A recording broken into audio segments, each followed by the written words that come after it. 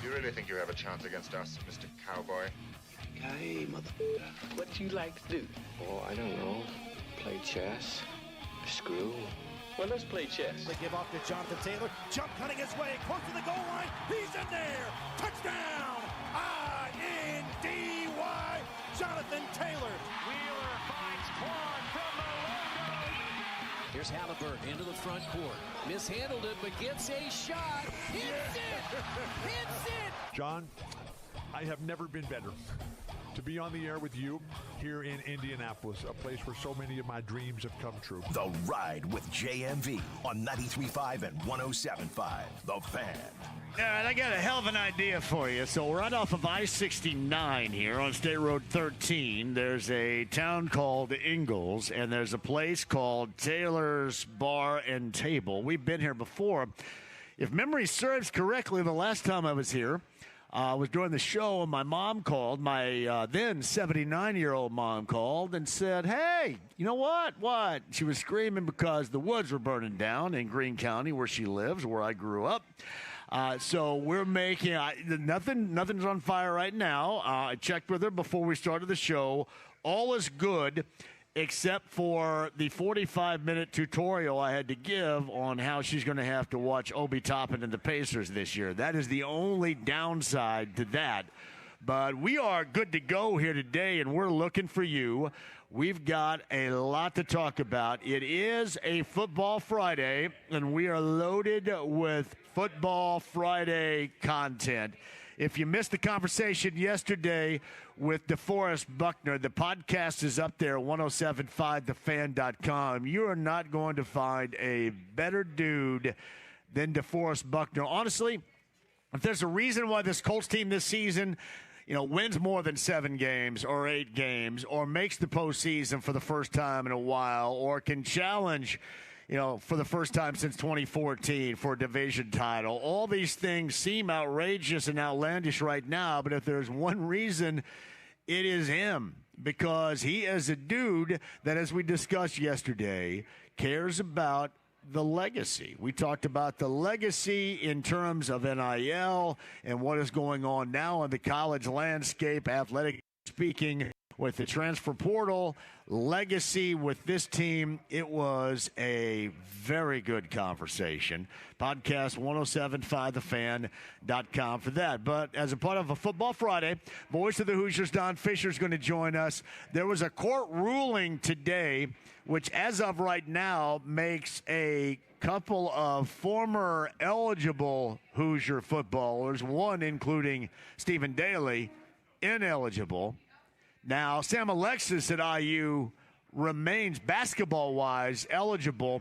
So I guess I'm going to have to go back to college or something and study law because, being a sports guy now, that's what you're left with. It's all kind of jacked up a little bit. We'll get to that and more with the voice of the Hoosiers, Don Fisher. That is coming up in the 5 o'clock hour today. Joel A. Erickson of the Star regarding the Colts. They prep for preseason game number 2 coming up tomorrow, downtown, Touchdown Town. I'll be there for you, along with my friends on the Colts pregame huddle. We'll get things underway tomorrow morning from Touchdown Town at 10 a.m. That's me and Bill and Casey and Rick Venturi. I'm not sure about Joe Wrights. I'm assuming Joe Wrights will be a part of it since it's a home game. But we'll lead you up to countdown to kickoff at noon. That's Matt Taylor and Charles Arbuckle. And then, of course, you also not only have the radio broadcast here on 93.5 and 107.5 The Fan, along with Country 97.1 Hank FM, but the television broadcast is on Fox 59 with Greg Rakestraw and Rick Venturi and Lara Overton. But Joel A. Erickson will set us up for tomorrow, things to watch for, positional battles to watch for. So what wide receiver is going to be the odd man out with Keenan Allen now a part of this? Joel joins us coming up in the 4 o'clock hour. I'm assuming at some point that Pat Sullivan is going to slide by from Sullivan Hardware and Garden. I see Ike walking in here right now. That's Kelly Eisenhower. He's like the human jukebox that is walking in this direction right here. And we've got Bob Lovell of Indiana Sports Talk coming up as a part of the Football Friday at the bottom of the hour. Why? because we start week number 1 of high school football, and Brownsburg and LN is, according to LN, sold out tonight. So that game, week number 1, is sold out. You got that. You got CG and Warren. I was going back and forth with Center Grove head coach Eric Moore a little bit earlier today. E. Moore is good to go with the matchup with Warren. That's at CG tonight. Got a lot of stuff to talk about with Bob coming up at the bottom of the hour. Tony Renz is going to join us from the Indiana Standard Bread Association, too. So awesome in allowing us to continue the tavern tour stops, because this is one hell of a fun time. And one of the interesting things about where we are today at Taylor's Bar and Table in Ingalls is I see a lot of people that I normally see when we're out at Mystic Waters Campground, which I'll bring in right now from Heaven Hill Distillery, and Evan Williams, a part of this show as well. Our good friend Brent Halverson rejoins us on this tavern tour stop today. Hello, Brent. Hello, John. How are you, my friend? Brent, I am happy to be back right here. You're going to have to get in the camera shot, or our studio producers will be. We have to like sidle up against one another like it's a prom photo. Well, we can do that. We're used to that. It's good to be getting back together, and our season's really kicking off really today. So a great day, beautiful day, Friday here at Taylor's Bar and Table in Ingalls. And then we've got coming up, we'll talk a little bit more about the weekend bender for the 4th annual JMV takeover. Is it out number there. 4, really? It is 4. Holy crap. Number 4. Number 4. You remember that first one? I about lost my mind. It was a good learning curve, right? It was very chaotic. It was chaotic, but you know what chaos brings? It gives us time to make sure it all works out right. So the last have been awesome. They're all great, and we'll talk a little bit about that. And then we're going to roll into, we'll start talking a little bit about our Evan Williams Locks and Lunazul Tequila Shot Show that starts up the week after that, I believe. So a lot of good stuff coming, and not a better way to kick it off than here today with some great people coming out, and come out and join us. We got some samples flowing. Yeah, we do have, and that's yet another reason why to show up, too, because these notoriously are fun as hell, and these samples are flowing, too. So what has been the summertime as we close in on the end of summer here? The summertime drink of choice from the umbrella, beneath the umbrella of Heaven Hill Distillery. I'll tell you, John, the Evan Williams Blackberry has been the star of the summer, right? Because it goes great with lemonade. So it's just a nice, refreshing drink. I'm drinking with iced tea right now, so it's a nice, mellow, I call it my day drink, you know. Then we'll kind of switch gears a little bit and get into a little Lunazul tequila. Lunazul is probably the hottest thing we have. It's the number 3 selling tequila in the world now, John. So it's a lot of good things going on with that brand. The industry has changed over the past 18 months or so, but there's a lot of great things still happening. We're honored to be out here today to enjoy some of these fine spirits, talk some sports, some horse racing, and everything in between. We love to bring this show to you, and we love for you to join the show. This is kind of what this is all about right now, as we're in Ingalls. And let me tell you, before you say, well, wait a minute, where's Ingalls? It is, if you're going northbound on I-69, it is the exit right after the Noblesville, Ruoff, Town Center, all that stuff right over there. It is the exit right after the Fortville Lapel exit. It is so easy to get to. Now, if you're at Mystic Waters Campground, or you live around McCordsville or around Mount Vernon High School, as my good friend Brent Halverson does, it is an easy get to. But really, even for me in Bargersville, it's really easy to get up here. You just get right off the Interstate 69. Boom, here you are. Exit 214, John. That'll bring you right here, and it is. It's 5 miles south of Mystic Waters on 69, and it's 4 miles north of Exit 210, where everybody knows is Deer Creek, or Ruoff, if you will. So it's right here, easy to get to. Now's the time to get out here. We got a lot of good people showing up as we speak. We got a couple of great people going to be joining us today, too, John. I see Lisa Halverson over there. She is. She snuck in the back door. Let me tell you, as you were back there in the toilet a little bit earlier, I say everything. As you were back there in the toilet, we were having a discussion about your drop-off, because there are a lot of dads, a lot of moms that went through this week and still may be going through this right now. The drop-off of a kid at college, and the awesome Sierra Halverson got dropped off at the brand new place, Walnut Grove Dormitory down in Bloomington. Down in Bloomington, IU. We did it on Tuesday, and it was a full day. I'll tell you, I had no idea what to expect. Thought we'd go there in like hour or two, put stuff together, and then leave. We were there for 10, 12 hours. had to stop by. We went by Nick's and had some lunch and a couple wonderful Deep Eddy cocktails to kind of ease the pain a little bit.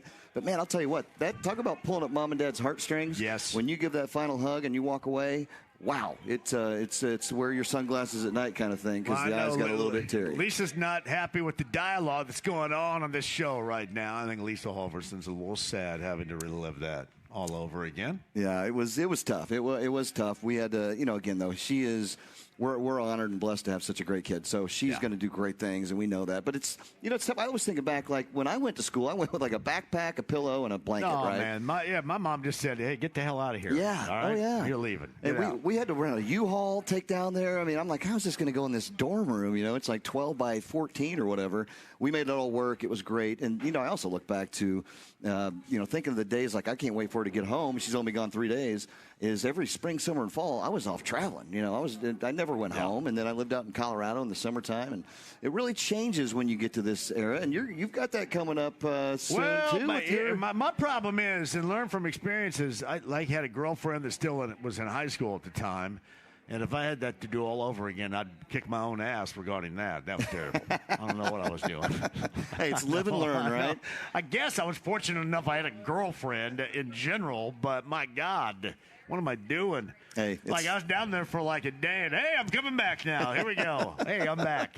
Everybody's sad, but here he is again. Yeah, it's a wild, weird time, but life goes fast. It goes really fast. I'll tell you that. It does hit different for everybody too. All right, you mentioned our Evan Williams shots, and I said locks and Luna Azul tequila shots this season.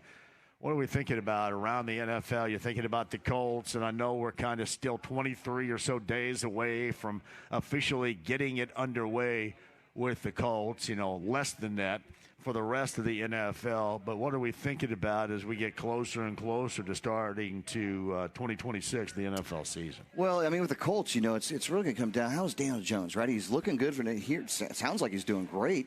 A lot of good stuff coming out of there. Looked fantastic again yesterday, and so did that offense. It was reminiscent of the first 8 weeks of the season a year ago. Yeah, really Jonathan Taylor, too. Look at his workload, what he can do. I mean, they've got the pieces there. It's all about making things happen. Got some new signings coming on still, so it's going to be pretty interesting. What's your take on I think the over-under total team wins is 7.5. Where you put the Colts? I went, and people asked me already this summer, and I said 7. Okay. Now, that comes from a place to where – you have to be proven, right? You have to believe it before you see it. And, until you don't really buy it. Because there's a lot that has to happen and fall right.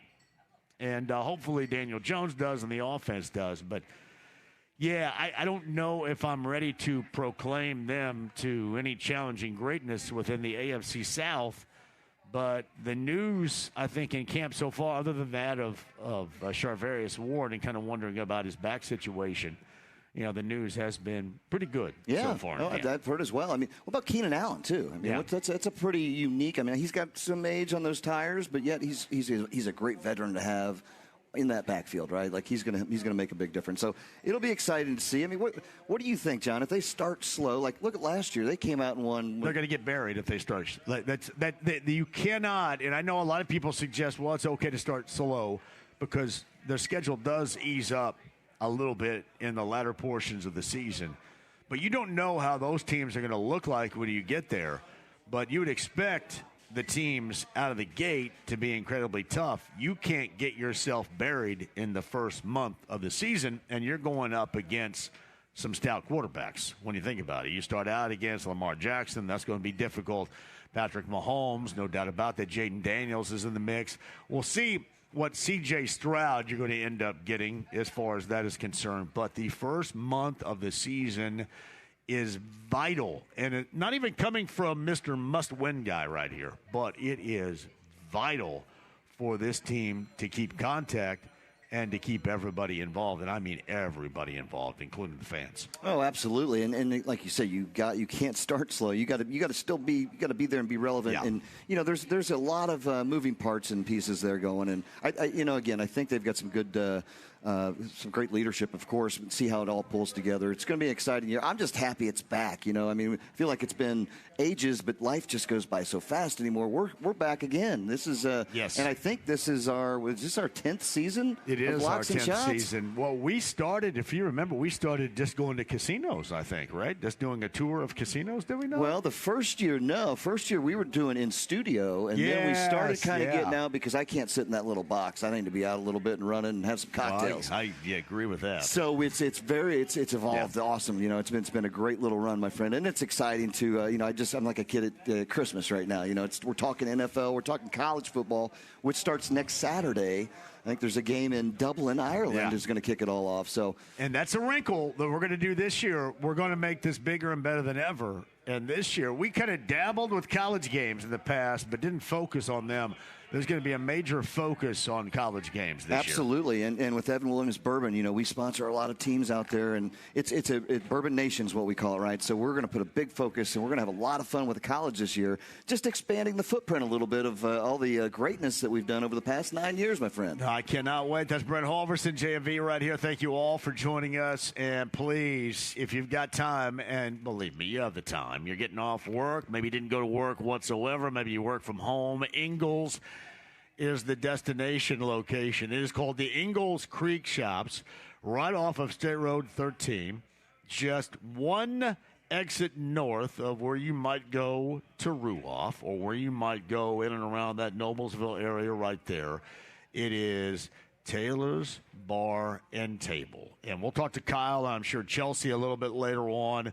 The product here at Taylor's, you know this to be true, whether it's Nora or Greenbrier or whatever might be to come, there is nothing better than these stops we have at Taylor's. It really isn't. And again, it's all about the people and what they provide here. And their food, their drink, everything is awesome. But the people is what make it right. And they've got great staff around them who've built this up. This location here has been doing just wonderful. And I love to see it because we talk Tavern Tour. We've done one at Taylor's, right? So the Greenbrier location. And this one is new to the and again, we'll get Kyle up here to kind of give us a good little rundown on Taylor's and the history that's behind all this. It's just a great spot and a great way for us to kind of kick off the weekend and have a little fun in the process. And it is, too. Hey, by the way, too, WNBA last night, the Fever win streak is over. They lose on the road at Dallas, and outside of Kelsey Mitchell, there was not a lot of good to talk up. It just wasn't. And Caitlin Clark didn't shoot it well last night. 4 of 15, 2 of 8 from distance. And that's just it was unfortunate. 10 points in all for Caitlin Clark. 37 for Kelsey Mitchell, who continues the torrid pace where obviously she is one of the front runners for MVP in the WNBA. But they put up 85 points last night. Unfortunately, lose 91-85, the final to Dallas. They go back-to-back tomorrow, New York, and then in Chicago on Sunday. The Fever a loser last night on the road in Dallas. The Live Golf Tournament, and I saw where Bryson DeChambeau says, we hope that it continues. We shall see. It does continue, at least for the weekend, at Chatham Hills up in Westfield, the Live Golf Tournament. Now, I also know that our good friend Tony Renz has some guests for us right now. I'm going to see. Hey, Jacob, come on over here for just a second. Come on over here, Jacob. Jacob is the race marketing manager for Hoosier Park, and we're with Tony Renz here right now. We got number 3 right here. Jacob, go ahead. Good to see you, pal.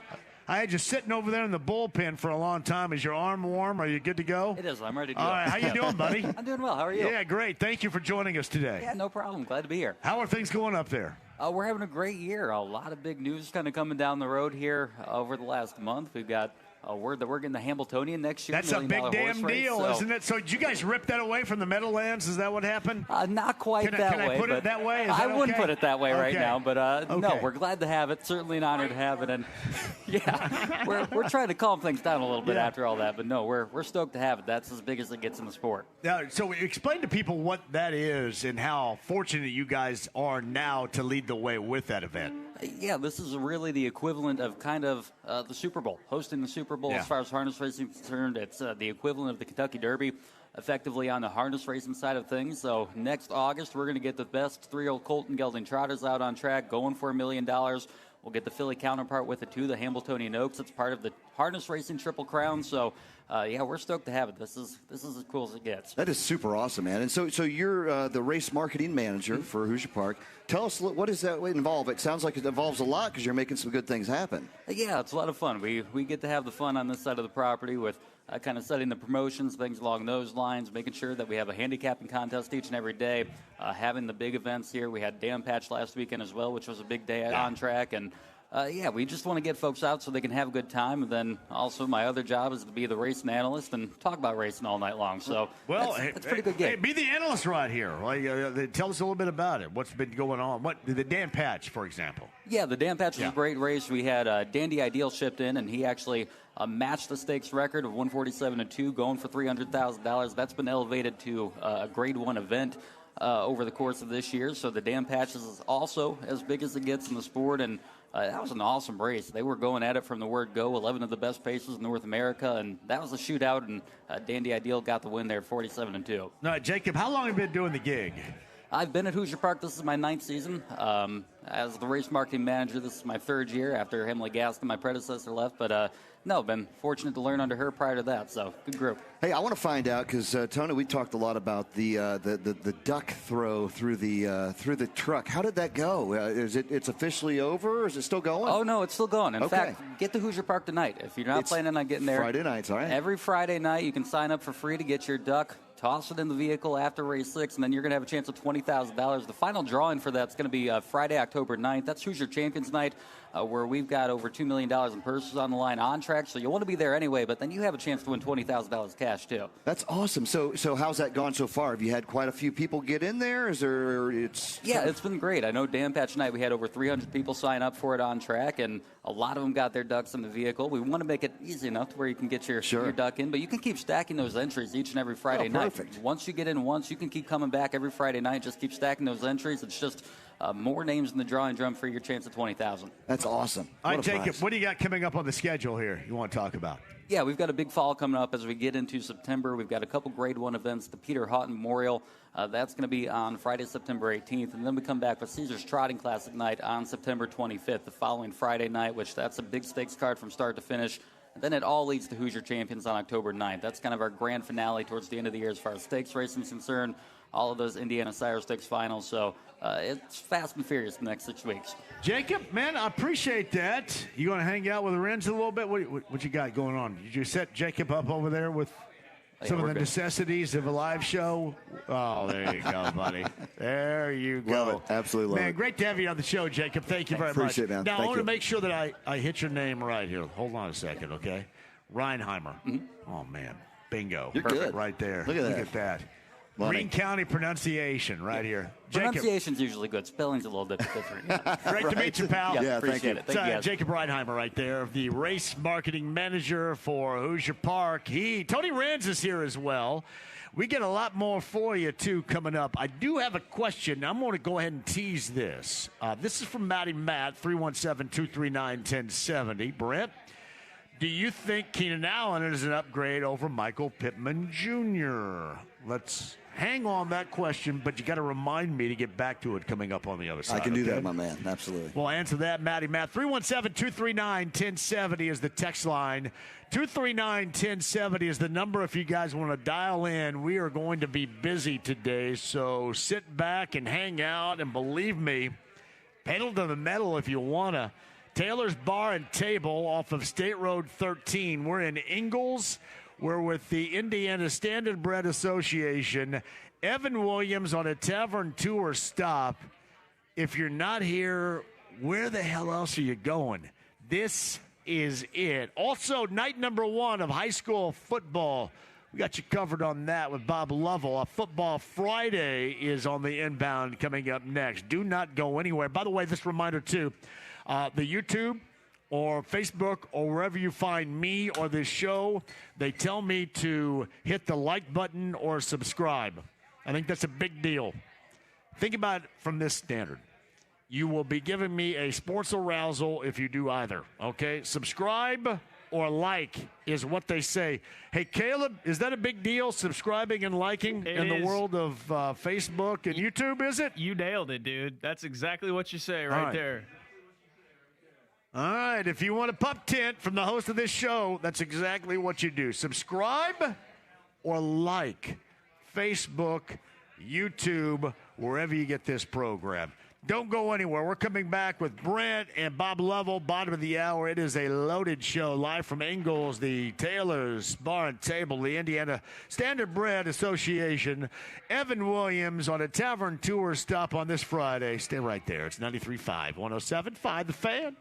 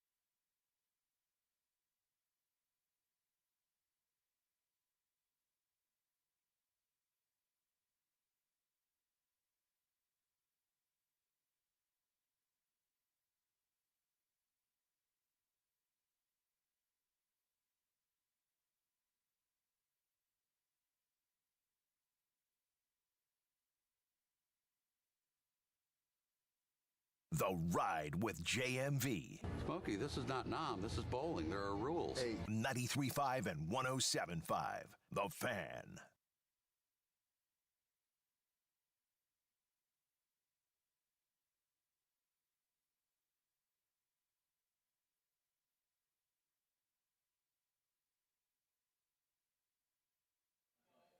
Hey, welcome back. We're in Ingalls, Indiana, everybody, where the party is on. Taylor's Bar and Table, appropriate. Brent Holworth and I together, the Indiana Standardbred Association, and Tony Rand's here. Brent is with Evan Williams, and we're having a hell of a time so far, aren't we, Palomino? What a great way to start off a wonderful Friday here in Ingalls at the wonderful Taylor's Bar and Table. You got to get here, State Road 13, just right off of I-69, and there's plenty of room. I saw, for example, one of these Smiley bros in the house. SPT is here. Not led by Smiley, but one of the bros in the house here. So come join us. We would love to see you. Samples are flowing. Great food. Taylor's Bar and Table. Meantime, with Andy Moore, Automotive Group Hotline. He is a part of Football Friday, night number 1 of the high school football campaign for 2026. It is from Indiana Sports Talk, our friend Bob Lovell. Hello, Bob. Hello, John. How are you? Bob, you look outstanding. I'm looking at you right now. I see everything you're doing. The most interesting man in the world is Oppo of me right now on Zoom. Well, I had to pass inspection in terms of throwing on a collared shirt. My wife was saying, I can't believe you're actually going to go on the air in a T-shirt. There's a good T-shirt, but she stepped in and said, you need to step up your game a tiny bit, pal. They're lucky on this show, Bob, that I have a shirt on altogether, pal. Let me tell you. They're lucky they are. Hey, I saw this from LN. So Brownsburg, LN, and that battle in night number 1 tonight at LN is sold out officially tonight. It's as good a game as you're going to get. I mean, this game in terms of talent and coaching feels like a state championship game. They saw each other a couple of years ago in the regional. The Brownsburg won. Brownsburg's won back-to-back championships. And so, John, I mean, this is a night where there are a whole lot of great games, starting with this one. And this game is basically, Oscar Fry, the talented quarterback from Brownsburg, is back. IU recruit Brandon Sharp, wide receiver, can do everything. Monson Sales, another wide receiver for LN, going to IU. Running back Xavier Moore headed to Purdue. I mean, it's like a all Big Ten night starting out high school football in this matchup. Yeah, I think you got Sharp, too. He's got a connection in a relation with LN. There's just all kinds of, or at least family-wise, has a connection there. There's all sorts of storylines in this sold-out matchup tonight. It's amazing, frankly. When we talk about high school football in our state, we used to get excited when we would get 25 or 30 kids recruited by Division I, and now, we're looking at annually 50 or more each year being recruited by the big-time programs. And I think it addresses how great our coaches are, our kids are. They've gotten better and better. This is the destination for big-time programs to recruit around the country, let alone the ones here in the state. Football Friday with Bob Lovell, and Bob's on the Andy Moore Automotive Group hotline, 93.5, 107.5 The Fan. Kevin Wright and Carmel, if there seems like a time where, and I'm not going to suggest they're off the radar, because of that school in any sport, you're never off the radar. Right. But honestly, if there's going to be a season for them to step up, I would look for this one, Carmel and Fishers, to kick things off tonight. Kevin has won multiple championships, a clear-cut Hall of Fame football coach in our state. It's genetic, obviously, but he's done a great job wherever he's been. His teams have won championships. And so, Carmel has won multiple championships. Carmel wins championships in all their sports. Give Kevin in his second year, I think you can expect to see a tremendous amount of improvement over year one. And that's what makes this game tonight with Fishers such a great one. And then Fishers is a solid football team. And so it's another one of those tremendous openers that feels like a regional or even a semi-state game at the end of the season. So a lot to look forward to in this one, too. Well, I love me some Eric Moore. You know that. Oh, yeah. Center Grove and Warren tonight. And I was texting back and forth with Eric a little bit earlier, and I got the, oh, woe is us, man. This Warren Central team is absolutely loaded. Right. What are we going to do? So, yeah, oh, woe is Center Grove on the hill with Warren coming up later on tonight. But he was right about this. Man, Warren is absolutely loaded. Talent-wise, they're tremendous. They have the skilled players are as good as anybody in the county, anybody in the state. I think he's right, and I think he's has to be afraid of big plays, and they have big play players. They have more than one big play player, and so it's one of these games where you can ill afford to make mistakes, missed assignments, turnovers, those kinds of things. Eric, though, he's a system guy. His system has worked years and years and years, multiple championships. And so as a former coach of a different sport, you always wonder what you have in that first ball game.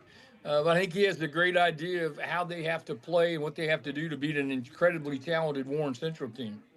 That's Bob Lovell, Indiana Sports Talk. It is Football Friday, brought to you by Penn Station. Sandwiches, hot, juicy, and fresh from the grill. Grab a Penn Station sandwich today. And Bob with us on the Andy Moore Automotive Group hotline. 5A, number 1, New Pal. They start off the season with an out-of-state matchup, I believe, tonight.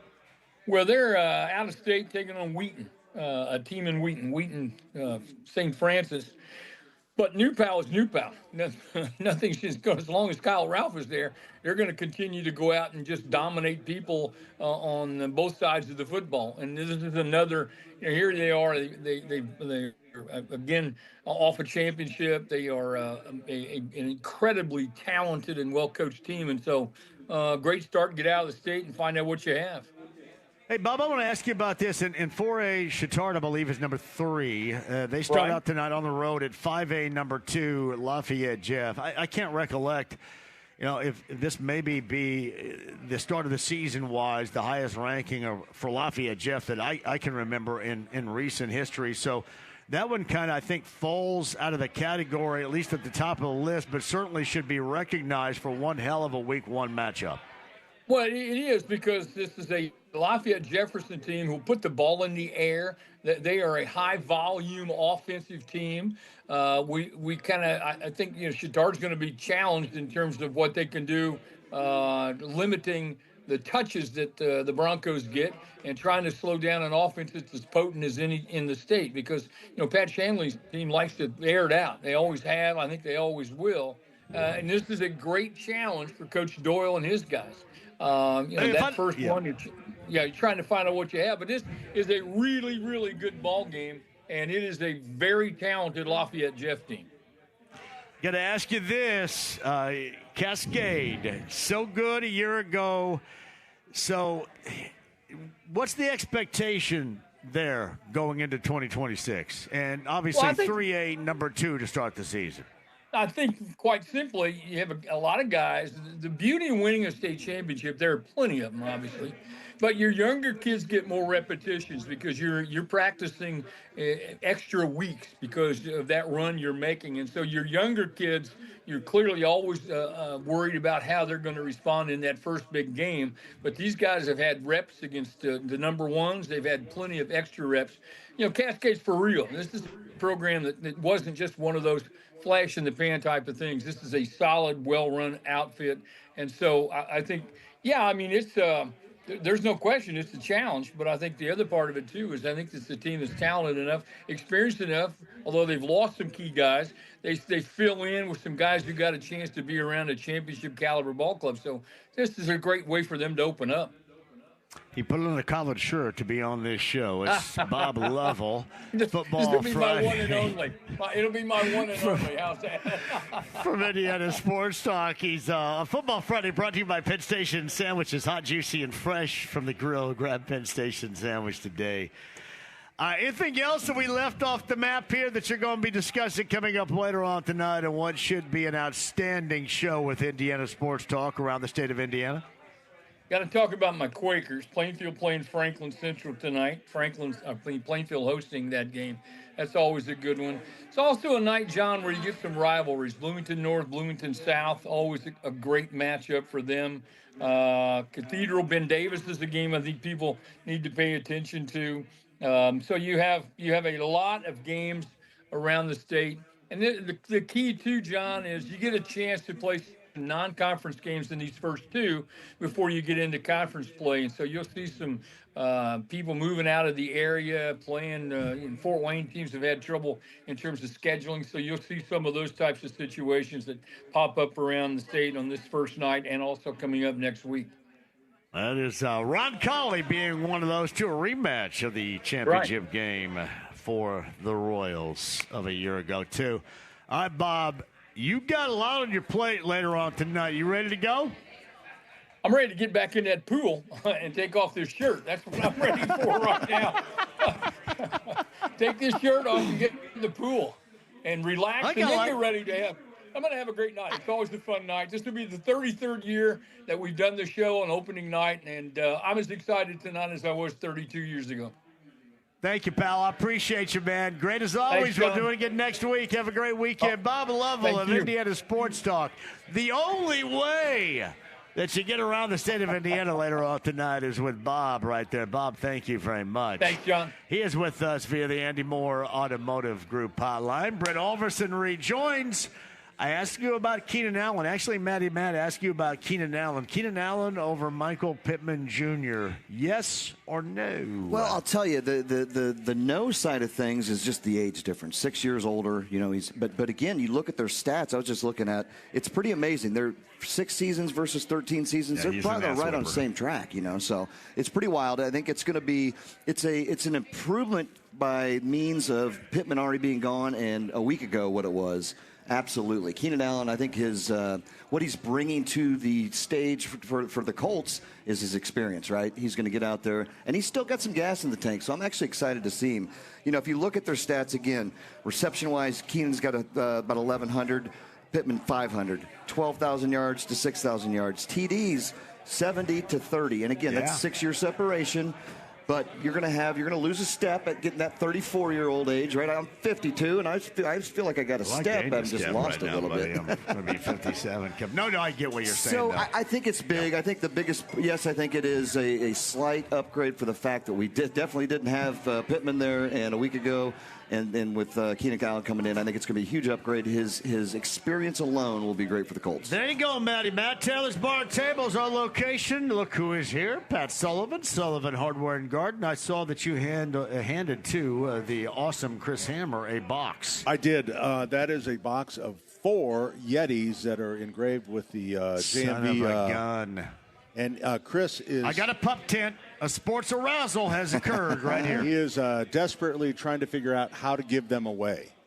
Oh, is he really? Well, I mean, he's a member of the Hammer family. It'll take him about an hour and a half. Yeah, I said, well, you could do like last week and have people put their name down, draw one. He goes, I don't have those slips. I didn't tell him he could probably get napkins or something. Yeah. But, you know. All right, Pat's going to join on the other side. Brett rejoins. Joel Erickson, a part of Football Friday, coming up at the top of the hour. Don Fisher, voices of the Hoosiers. Football Friday conversation in the 5 o'clock hour, too. Taylor's Bar and Table. Evan Williams, the Indiana Standard Bread Association, too, brings us to you on this Tavern Tour Stop Friday. 93.5, 107.5, The Fan.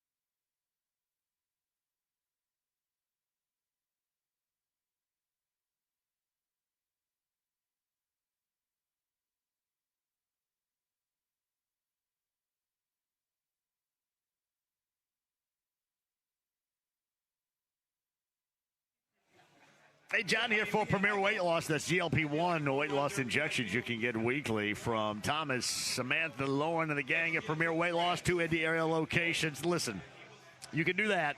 Great deals right now to get started on your very own. Whatever you put together on your very own weight loss journey, you can get started. But if you do the work, if you change the pace alongside, you're going to see incredible results. Over 2 years in, I am down 81 pounds. I haven't weighed 174, I blank you not, since I was a 6th grader. It is incredible how I feel. You can do the same thing, if not better, with Premier Weight Loss. Get started today. Tell Thomas and Samantha and Lauren that I sent you goal orientation, which means they're going to keep you on track. They're going to stay on you to make sure you do what is necessary to reach your goals. Premier Weight Loss, tell them I sent you. Get started on your weight loss journey today. That's PWLindy.com.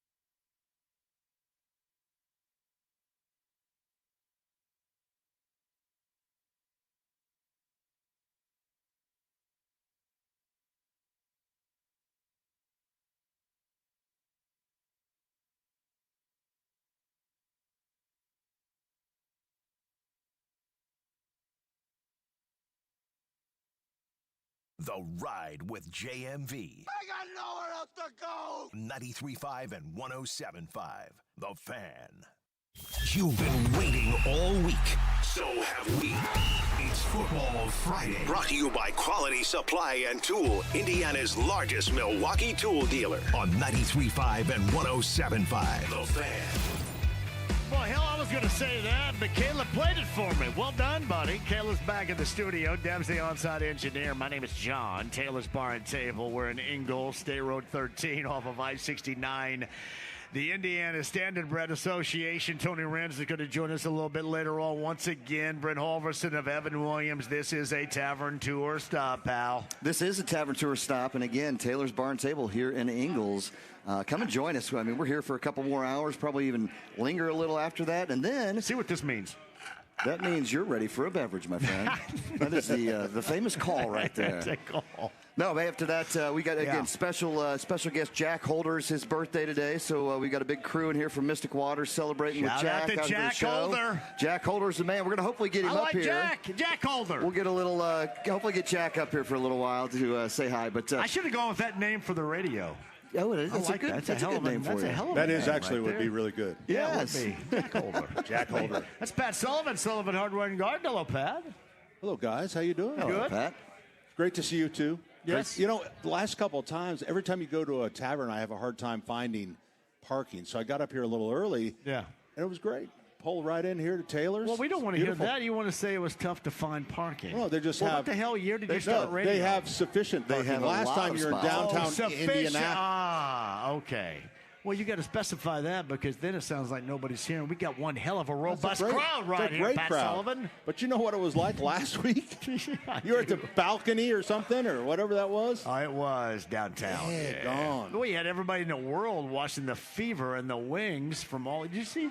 I went on the balcony. People were from absolutely everywhere. We talked about that on Saturday morning. Yeah, it's just incredible. It was amazing where they were from. Yeah, everywhere. It is incredible. Hey, what do you got on your mind this weekend? What's going on with Sullivan Hardware and Garden and the Home and Garden Show on 93 WI? Well, we had a great Egg Fest. It was last week. It was pouring rain in the morning. Sweet. It stopped. We got Egg Fest in. We ended up with about 1,300 to 1,500 people. Yeah. Ravenswood flooded. We took all the food. We had our Egg Fest. The Grill Masters cooked all the food, got it to the fire department, and fed 70 firefighters overnight. Awesome. It was a great day. Wow. So, you know, a lot of times it's hard to, you know, you try to buy the right amount of food, but you never do. You never know. And all of a sudden they said, hey, we could do, you know, everyone could use food. It's like, start grilling, boys. That's awesome. That is so cool. There comes Litzy. Look at the Litzer coming in. There. Yeah. There he is. Hey, JMV, this is AJ. Fever got out hustled last night. The refs sucked. I realized that they're bad, but Clark was tackled a couple of different times, literally tackled. Listen, I want you guys to understand, and I know you understand this, AJ, that WNBA officiating sucks, and they're just always going to suck, but the Fever did too. Outside of Kelsey Mitchell, the rest of the team was not any good whatsoever last night. Not good at all last night. So much better. Back-to-backs for the Fever tomorrow in New York and then in Chicago on Sunday to put the wraps on a 5-game road swing, Brett Halvers. Hey, you know what? It is pretty amazing the amount of people that do come in to go to those games, right? I had several calls last week from some of my great Heaven Hill friends coming in from Kentucky to watch the game. So pretty awesome to see. And, you know, again, which I love, too, after the win I think it was last Friday. Against the Wings. Sophie Cunningham was out at our good friends, the Clayton's Country Bar. She was on a bar with Clayton Anderson singing some country dude song. That's right. Yeah. So pretty cool to see. Well, who was the country dude? What was it? What song was she singing? You know, I honestly don't know, John. It was a big damn deal. It was a big damn deal. That's right. That's right. So I saw where Klay Thompson, too. It looks like he's set to join the Heat after the Mavs bought him out. Of course, the head coach of the Mavs is Eastern Green Zone Dusty May. So Klay Thompson headed to the Mavericks, and Giannis is there now. Bam is there now, so that'll kind of be an interesting scenario going on in the NBA. And we discussed a little bit earlier the Pacers from yesterday and going to the DAZN streaming. All right, we got Joey Erickson on the other side, but we got something from you right now, Pat. Yeah, you know what? We brought 4 JMV Yetis and made a little hammer go out and get the names. Get the names, and you're going to draw the first one, the first winner. I got it right here. The first winner is from Little Hammer, Kathy Swinford. Where is Kathy? Kathy with a K, not a C. Kathy Swinford. Hey. Nah, it's not you, Litzy. You're It a sounds dude. like Litzy, but it's not. You yeah. are a dude. And sometimes we may get that confused, but not with Litzy's case right here. Kathy Swinford right there. All right, quick break. We'll come back. Joel A. Erickson on the other side. Pat, you sit tight. We'll come back with you as well. And once again, we're live at Taylor's Bar and Table. We're off of State Road 13. This is a tavern tour stop. Evan Williams and our good friends with the Indiana Standardbred Association bring us to you on what is a glorious Friday in Ingalls with 93.5 and 107.5 The Fan.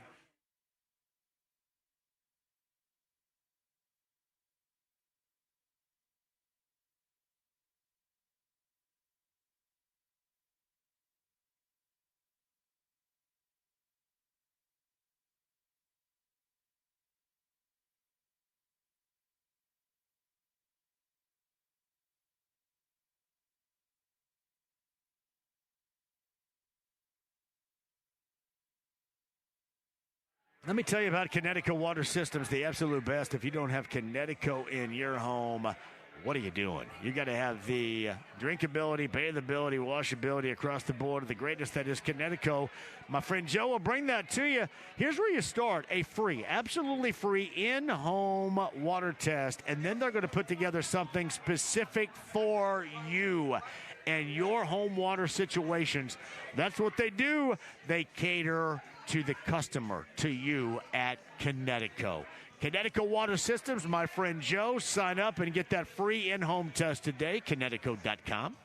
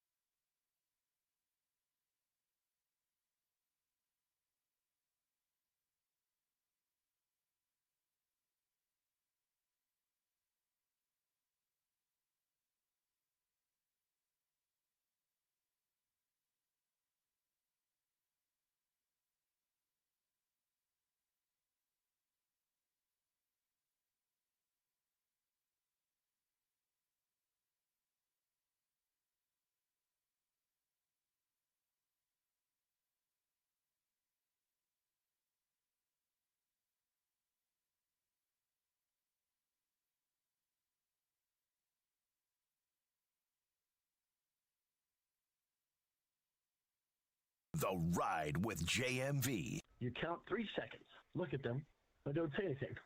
Then they'll ask you again, and they'll say, why are you asking? I don't have to explain myself. 93.5 and 107.5. The Fan.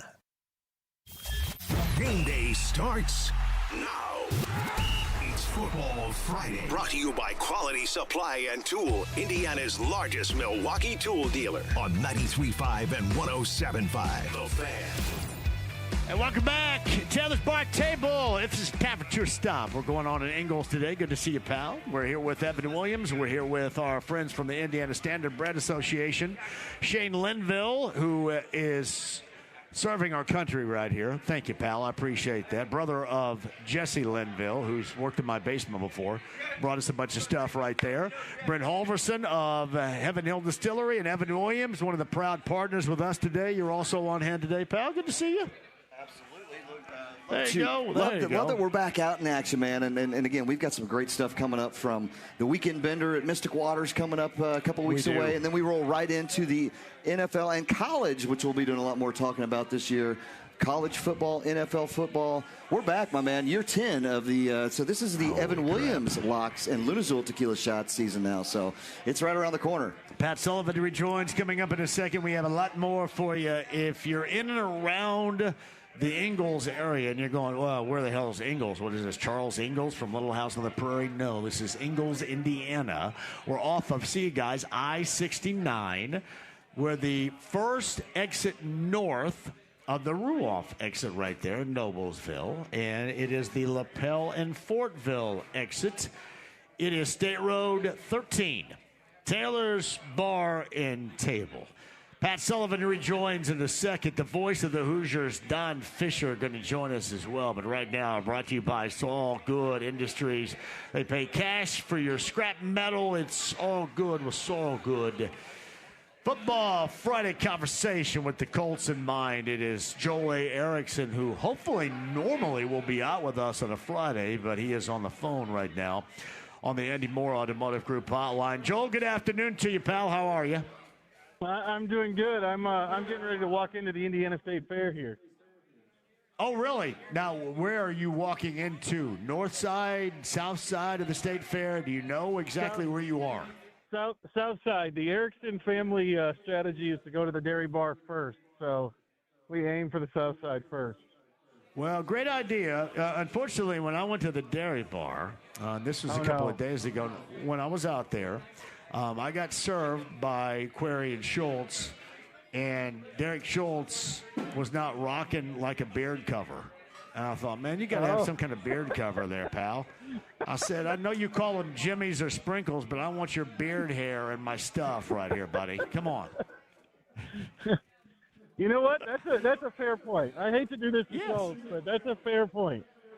Yeah, it's kind of like, a face mask. If something needed to be done right there with Schultz, but he was not rocking one. No, seriously, the Erickson family will enjoy it because the State Fair is an absolute blast. I believe Craig Morgan, the country music artist, is out there too, so it is probably going to be a little bit crowded. You know, I saw this, Joel, on ESPN.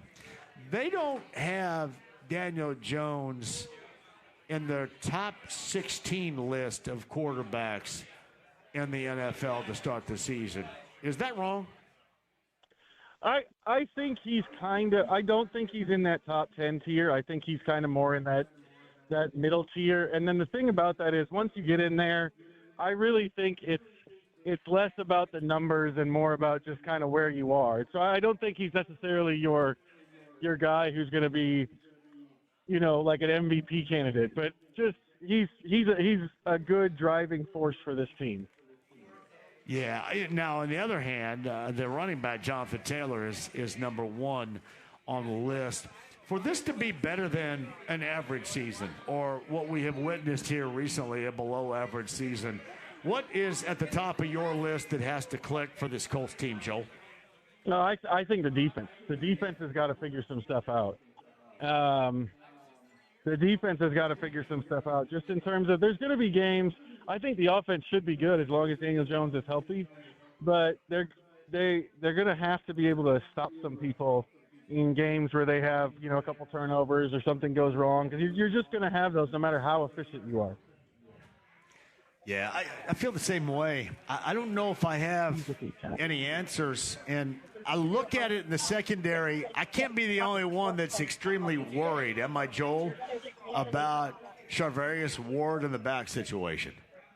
I think that outside of Alec Pierce, I think the Ward situation has maybe become the number one injury concern for me, just in terms of, with Pierce, we at least know that the surgery happened a while ago. He should be getting close. We don't really know exactly what's going on with Ward. We did see him standing out of practice this week, but we haven't seen him do anything. And I do think that that's a big deal because, especially that first game, if it gets to the opener and he can't play in the opener, they also don't have Cam Taylor-Britt, who would be their fourth guy. I will tell you this as well. The secondary is supposed to cover up some of what we believe are going to be flaws trying to get consistently after the quarterback up front. The playmaking, unlike a lot of teams in the NFL, Joel, is going to be from the secondary. And if you take that away, that is incredibly problematic. Plus, you got a guy that was basically halfway into retirement before deciding to come back in the offseason. Yeah, the way this thing kind of looks in terms of the secondary is you need Ward. I think you feel good with Britt, but then we've seen in the preseason that if you get to Mekhi Blackman and Jonathan Edwards, I think you're maybe in a little bit of a worse spot, just in terms of what we've seen from them so far. So you got to have Ward for, I don't think you can expect to have him for 17 games, but you got to have him for 12, 13, 14, something like that, I think, to really do what they're going to want to do, because they're going to have to blitz. They're going to have to blitz to get pressure on the quarterback. It's Joel Erickson. He is brought to you by Saul Good Industries. They pay cash for your scrap metal. It's all good with Saul Good. He joins us via the Andy Moore Automotive Group hotline. So I had a question a little bit earlier allowed to me, Joel, and you can go ahead and take this on if you like right here, too. The production that you expect from Keenan Allen compared to the production that would be expected from Michael Pittman Jr., what's your comparison here? I think it's very similar. I think they're very, very similar. Keenan Allen is not a guy, because, at his age, I think you worry, from an age standpoint, I think you worry more about injury than you do about a diminishing speed, because he's never really been super fast. Nathan Brown, my coworker, looked it up. He ran a 4.75 at the combine before he caught 1,000 passes in the NFL. So you don't worry as much about that. You do worry as guys get older about injury, but he's been very, very durable. I think it's pretty much the same, though, at this point, because I don't think Michael Pittman Jr. last year was really the type of guy who was an elite separator. He was more a kind of guy who could take advantage of what Shane Steichen schemed up, and I expect the same with Keenan Allen. Where we have red flags up, I think both of us, regarding Charvarius Ward. What's your feeling about Alec Pierce being good to go for week number 1 against Baltimore? It's hard to tell. It's hard to tell until he gets back out there. They've said he's going through workouts. We haven't seen him running yet, flat out, which is what I think you care about the most. It's still a couple weeks away, but I'm at least a little bit nervous because we haven't seen him on the practice field at all. He's so important to that offense. When he's out there, everything for Allen and Downs and Warren opens up underneath. When he's not there, I think you can play back a lot more. It's a lot easier to play back or move your guys up and kind of take away the space for those guys to operate. I think it gets a lot more difficult if he's not out there. So they really need him on the field. Yeah, the Fans Football Friday proudly brought to you by Quality Supply and Tool, Indiana's largest Milwaukee tool dealer. It's funny about what you just said. This leads us, as people that follow the Colts, talked about the Colts, you've written about the Colts and the fans of the Colts. It leads us down this path of you really don't believe somebody is healthy and good to go until you see them. Thus, how should everybody feel regarding Tyler Warren, the tight end? I think he's going to be pretty much fine. I was there at practice when he got hurt and when he came back out. The trainers do not usually let someone come right back out to watch the rest of practice if they're concerned about it, if they think it's going to be a big issue. And he was back out within maybe 15 or 20 minutes. So my guess is that that's as mild as they seem to suggest it is. All right. Anything else that piques your interest, positional battle-wise or what have you, going into tomorrow afternoon's preseason game 2 against the Falcons? And I guess a little bit more specific to this question, that of the kicking battle between Grupe and Schrader. Well, Blake Grupe, has been far more consistent in practices. The numbers, he's way, way ahead of Spencer Schrader in terms of practice time kicks.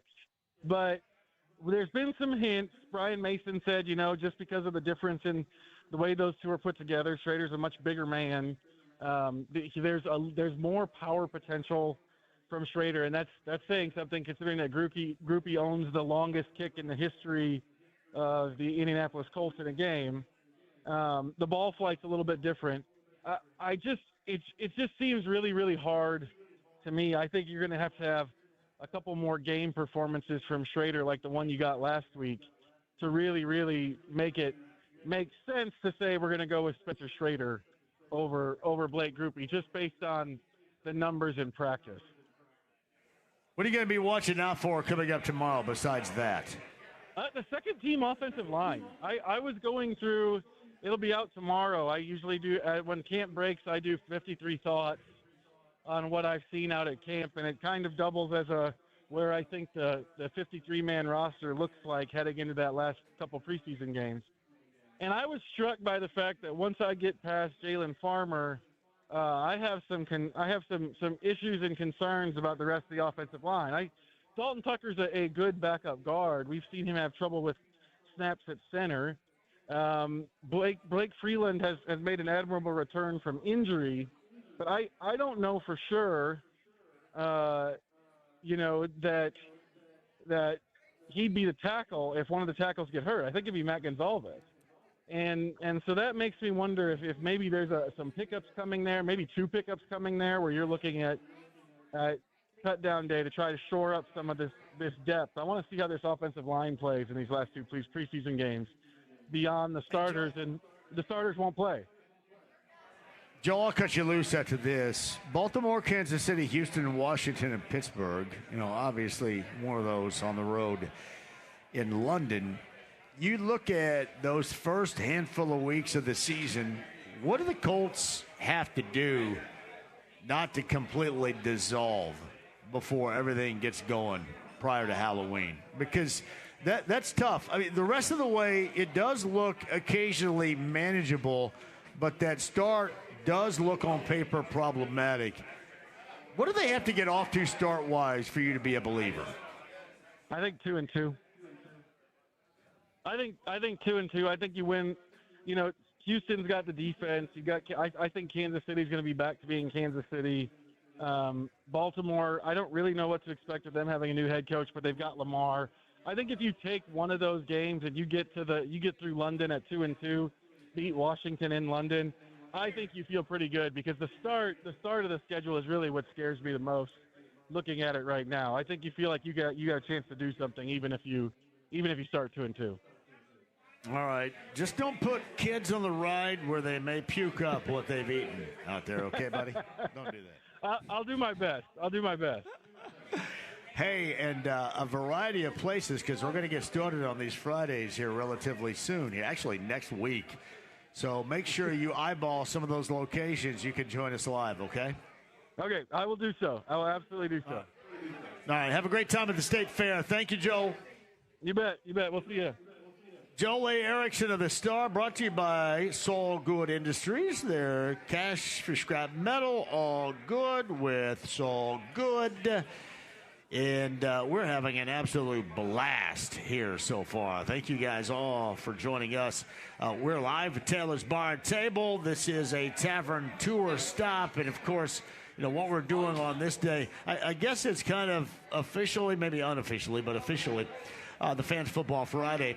Brought to you by Quality Supply and Tool, Indiana's largest Milwaukee tool dealer. Our location off of State Road 13, we're doing the Tavern Tour Stop. It's Evan Williams, Indiana Standard Bread Association. Brett Halverson rejoins us now, so does Pat Sullivan. This is one hell of a way to get started here in Ingalls, Indiana today. It really is. What a great crowd that's out here early. We've still got some time, 2 hours here, so come out and join us. We got some great people. We got Mr. Pat Sullivan here, too. I mean, this is an all-star cast here today, John. Look at this, Pat. Everybody came here to see you. Wow, it feels so good. And then Fulton called me 15 minutes before they started the show on the house line. Yeah. Well, I actually was here even a little earlier, but I was talking to him on my... Were you really? I was in my truck talking to Fulton. He seemed a little down. He was tired. He worked today until 11:30. Oh. And he was tired, so he was going to go home and nap. No, that's a good idea. I imagine he's on the line. If I had to guess. There's zero way that Fulton ever naps. That's true. And when he naps, he probably still calls somebody. Yeah. Don't you think? Probably so. I mean, yeah. Are you guys so tomorrow, Home and Garden Show in studio or on the road? We are in studio as far as I know. Yeah. So, it's going to be great. Boy, what a great people just keep rolling in. It's awesome. I think it's the JMV Yeti Cups. It is. That people, and we're giving them away. We have, did you give this Justin guy away? No, you're supposed to announce it. Justin Inglewood. Justin Ewingwood. Go find Justin Wood out there. Justin is the winner of the Ride with JMV Yeti Cup. There's one thing that people love, Pat. Free Yeti, buddy. Yeah, especially when it says JMV, the ride Yeti. on it. They may end up wiping that off, but free Yeti is what they did. We made it so it cannot be removed. Look at my girl here. My girl's bringing me. That's yours? You are. You bring. No, I thought you were bringing that to me. The espresso martini. No, I'm going to go with this right here. Cheers to you. Thank you very much for joining us. I appreciate that. We got to have cheers. So, anyway, go ahead. Yeah, there you go. So it's a lot going on. Matter of fact, my grandson, Nelson, his baseball coach is a fan of yours. Derek, sitting over there. We love Derek. Yeah. Derek's a good dude right there. So he is coaching Nelson, my grandson. And also, you're talking to Bob Lovell. Yes. My oldest grandson, Sully, is now a member of the Bishop Chittard football team. He is a freshman. So he'll be there later on tonight. No, he is. He's a freshman, so they are. Well, he'll get the game, though, right? Oh yeah. He's going to the game. He's playing. They're playing tomorrow. I forget who they're playing. Oh, they're playing tomorrow. Yeah, okay. the freshmen start, which sucks for me. They started playing. Remember, freshman JV games used to always be on Monday. But the varsity plays tonight. The varsity plays tonight. The freshmen now tend to play on Saturday. Sully, 6'2", 240, a freshman. Wow. 6'2", 240. Yes. Where'd you get that from? Do we not really know? Not from me. Do we know where you got that from? Yeah, I'm just saying there's some big people. I talked to Bob Lovell about that a little bit earlier today. Yeah, Chittard and Lafayette Jeff tonight. Yes, that's right. And Lafayette Jeff's really good, too. I know they are. So, yeah. Be a tall task. All right, Brent Halverson rejoins us, too. Is our friend Tony Wren still around? He bailed. Tony is around. I think he might have went to the young man's room to... Understandable. So, hey, remind people of a couple of things. One is tomorrow. I get started 10 a.m. We're going to be in Touchdown Town tomorrow for the Colts pregame huddle. We'll get you set for the Colts and the Falcons. They had back-to-back practices with Westfield yesterday and then the day prior. And preseason game number 2 is coming up tomorrow at 1 o'clock down at Lucas Oil Stadium. But when you think about it here, too, you brought us out here for a tavern tour stop. Absolutely. And Tony Renz has got stuff going on here, too. That's right. And you know what's great is combining the forces together, right? Yeah. I mean, Tony's a great guy, been a big friend of ours for many, many years. Out of the wonderful Hoosier Park, which we did a lot of shows back in the COVID era. We did. Behind glass, which was wild, but we're through that. Speaking of, there's Mr. Tony Renz right here. Tony, come on up here real quick, my friend. It's this is an honor to be able to. You keep it on. We got another one right here. It's an honor to be able to. We are multifaceted. Did not when see it comes that. to My microphone. fault. It's an honor to be able to tie in with such a great guy, Tony Wren, Standard Bread Development Corp. Tony, how are you, my man? I'm fantastic. I can't wait to go out to the Egg Fest. Well, yeah, that's great. That's last week. Hey, you've got 340 some days until the next right. one. I know, man. Don't hold your breath. I heard that thing was fantastic, though. I sat and listened in the car on the way up to the track, but I heard it was fantastic. It was a lot of fun, and it was a little nerve-wracking, but we got it in there, and that's all I can say, man. It was pouring in the morning, pouring so much that I was so wigged out that I ripped Denny's head off earlier in the show. Denny Smith, my co-host, earlier in the show than I normally do. Why do you always want to rip on Denny? I think it just reminds me of a bad childhood. I'm not really sure. Denny's such a good dude. He is a good dude. Yeah. But you know what? He just looks like somebody that, you mess with him. Yeah. You got to mess with Denny. I will. See, now when I do the JMV takeover, I can see the callers that are coming in. Yeah. And I will see the Dennis Smith, and I will try to get right to him, but oftentimes I'm in the middle of something, and I can't. And then Dennis Smith does not call back. So now you have Dennis Smith and Fulton on your case about answering the phone. Fulton uses about 3 different phone numbers. I know he does. He's got burners. Fulton's not dumb.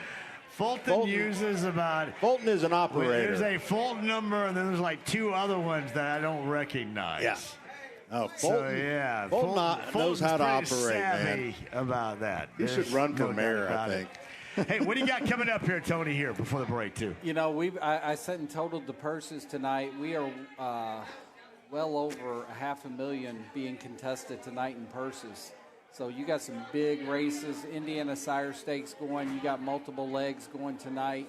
I think I totaled up $547,000 in purses being contested tonight. You got the Friday Night Fling tonight. Man. Come up, get you a duck, get an entry, come back October 9th, win $20,000. Awesome. Well, thank you. That's fun. Sit tight. We'll come back. And, Pat, we got conversations with you. Maybe some calls coming up on the other side, too. Absolutely. Hashtag Ask Pat coming up next. It is Brent Holverson, Tony Renz, Pat Sullivan. I'm JMV at Taylor's Bar and Table, State Road 13. We're in Ingalls on a tavern tour stop today. The Indiana Standard Bread Association, Evan Williams. We're all a part of this. Don Fisher, voice of the Hoosiers, is going to join us coming up in the 5 o'clock hour. Don't go anywhere. It's 93.5 and 107.5, The Fan.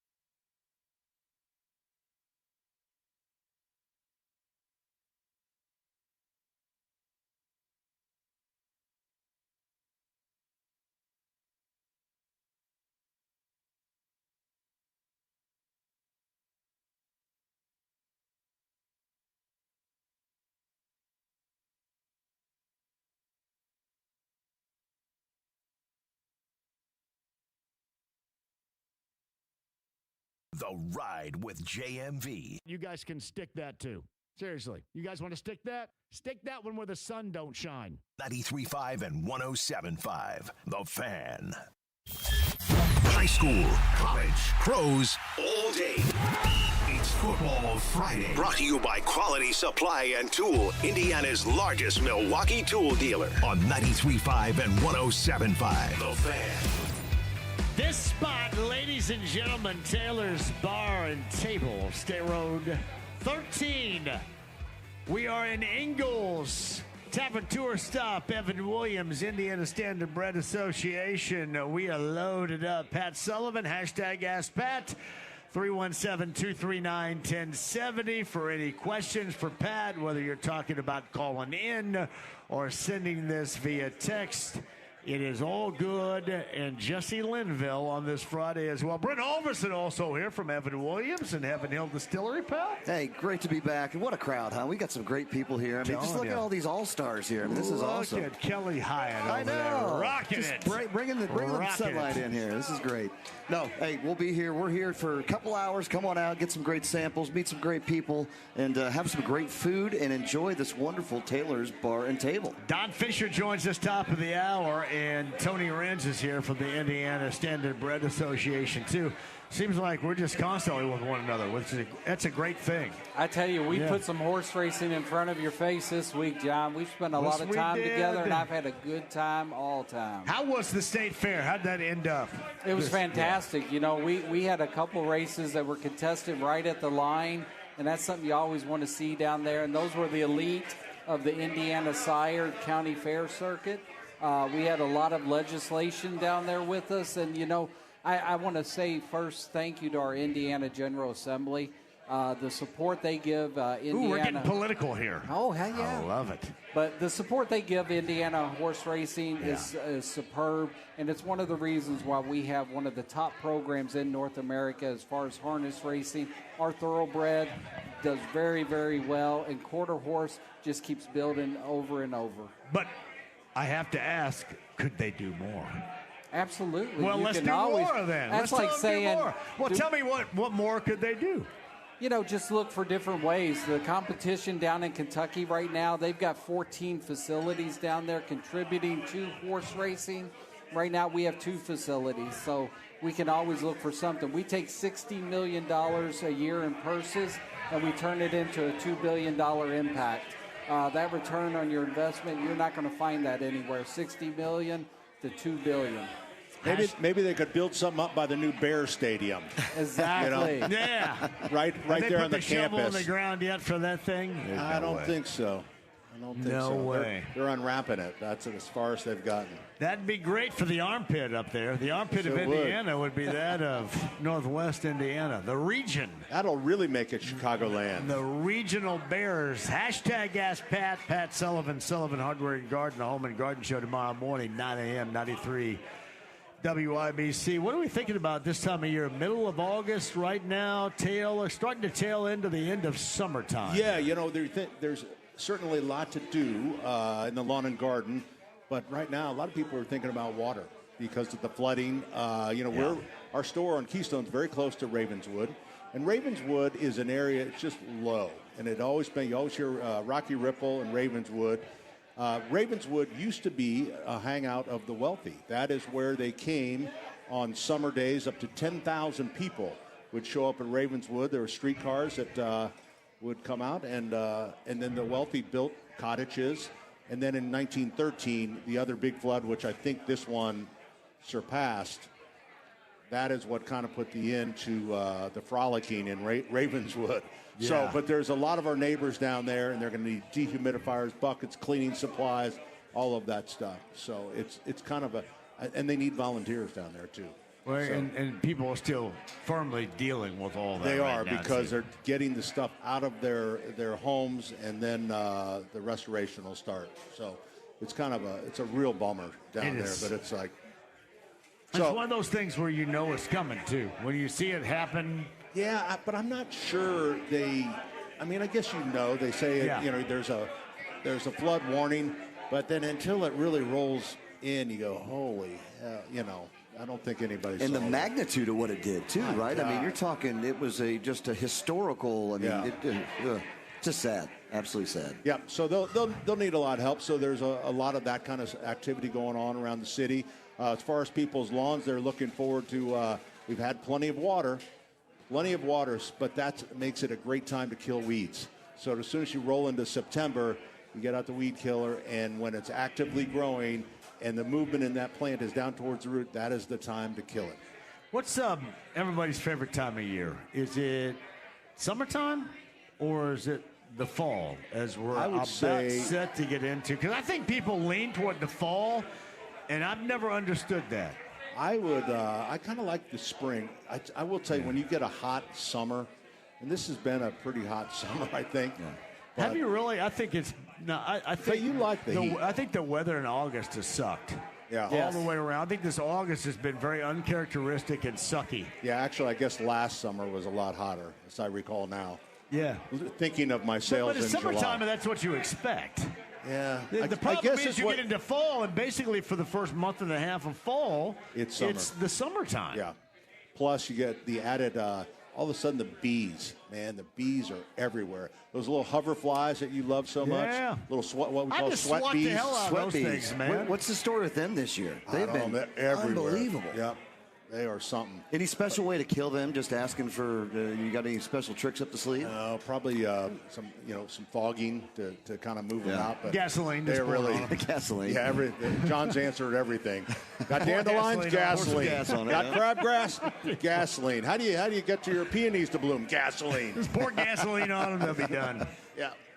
So it's but just bees and bees, wasps. They have really.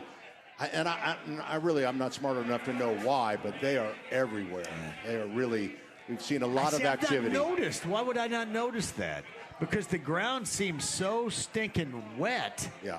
That it's not conducive to the normal bee population that we see. Because normally that's a dry thing, is it not, with yellow jackets? Not really, and such? because right now, I have never seen so many bees. We've got bees everywhere. Wow. And our customers asking for, I'm going to say hornets and wasps, because people don't mind killing them. You say bees and kill, then you're a bad guy. Honeybees and bumblebees. Don't you say honey. sidestep. Don't ever put honey in front of. No. But no, wasps and hornets and yellow jackets, people kill the hell out of. Yes, that's right. That's right. But those are problematic, right? The honeybees and the bumblebees are fine. That's right. Because they're pollinating. They're doing some work. They're pollinating. Occasionally, if they're a nuisance, you can always get a local beekeeper to remove them for you. Or a tennis racket. If that is your method. You ever done a tennis racket on the bee? Oh, man. I threw my elbow out doing that. Just a good forehand. Yeah. Dude, that's what. No. Have you ever have a bat in your house? I've had a bird in my house before. A couple bats, and you're not allowed to. You have to trap them and remove them, unless you think they're an intruder, which I did. So I got them with a tennis racket. Our neighbor had one. They had to get special shots because they were handling the rabies thing. The rabies thing, yeah. It was like a big. It was like $20,000 shot or something they had to get. Yeah, but they got didn't they also get a trip with it? I thought they gave a trip to Orlando. You get a shot, and you get a 3-day cruise down in the Atlantic there. Hey, question. Speaking about those bees, and our good friend Kelly Eisenhower, who just left, he gave me some of these things up at Mystic Waters, these mosquito repellent bracelet things. What's your thoughts on those? I thought they banned those in Indiana. Is that right? Seriously, yeah. They don't do anything, do because we were selling them. We have a very kind of proactive. It's a Purdue extension, I guess. And unless I'm wrong, we were selling those things like crazy. Yeah. They're colorful. They're fun. They repel mosquitoes, and then all of a sudden we couldn't sell them any longer. Now, maybe that has now changed. Huh. But why would they have banned them? Any reason? They didn't work. If something like that doesn't work, our extension service will put the kibosh to it.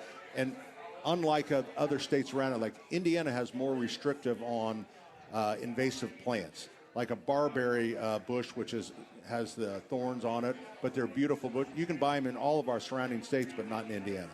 So we have a very kind of active extension service that takes care of us there. Well, and he did mention it's not DEET. DEET's a bad thing that people don't want, right? DEET works awesome.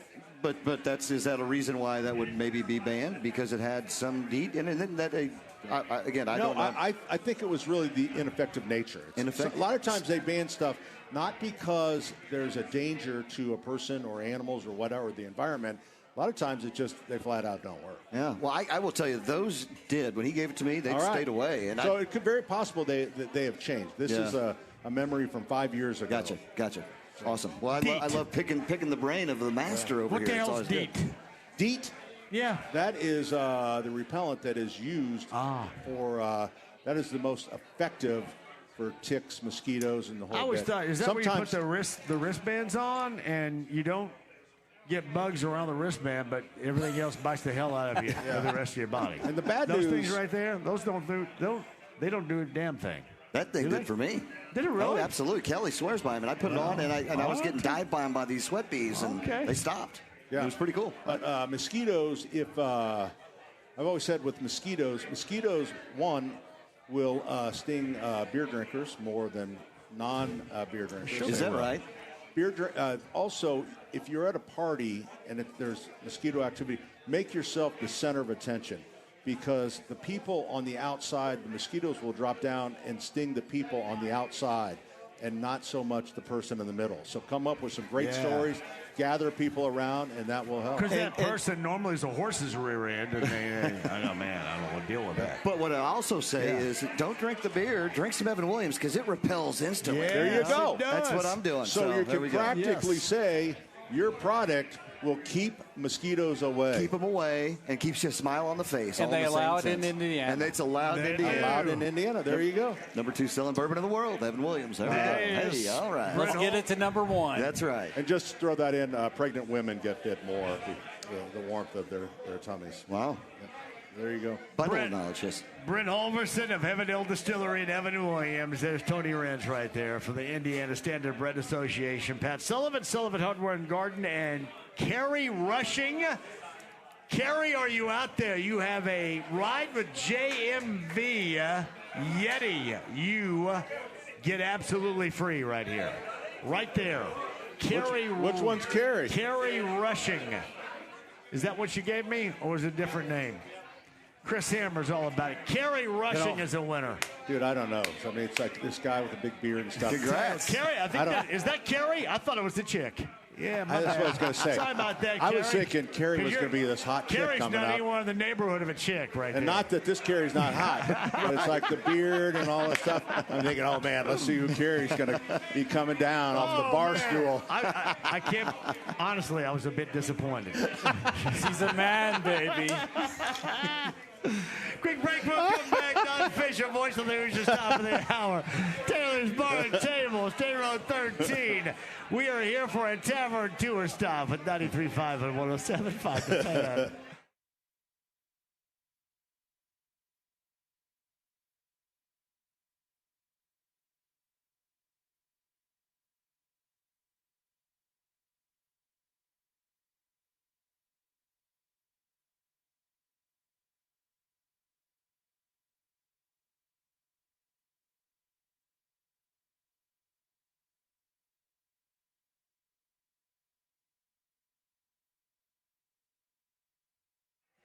Hey, John here for Love Heating and Air, love-hvac.com. That's John and Chris Love to the rescue. Seriously, right now is a tremendous time to check out your system to see how it's working. And if all of a sudden things aren't working right, meaning if you're not working efficiently, hey, let's do something about that with the best in the business. That's John and Chris Love at Love Heating and Air, Ohio dealer.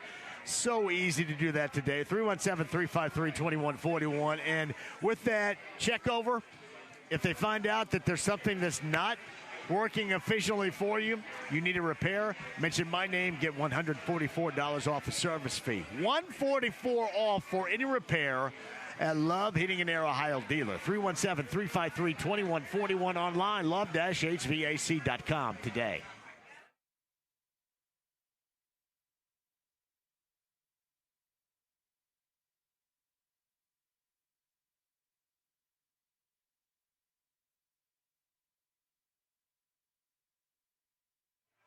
Johnny, for Sundown Gardens, Miss M's Home and Garden, of course, Westfield location. And you can find it down near me in Bargersville. What a great time to go and get started for your fall planting needs right now. You guys ready for the fall? We were just talking about that a moment ago, too.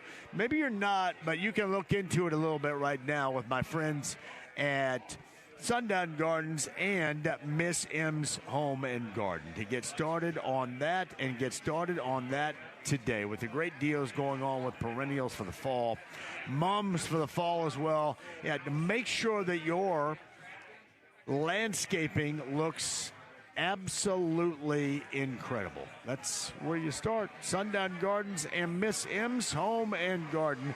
2 locations. We're talking in Westfield, that location, Sundown Gardens and Miss M's Home and Garden. And you're going to find the location down near me, State Road 135, just south of Whiteland Road in Bargersville. That's MissM'sHomeandGarden.com. Big savings and getting you set for the fall with both locations. Tell them JMV sent you.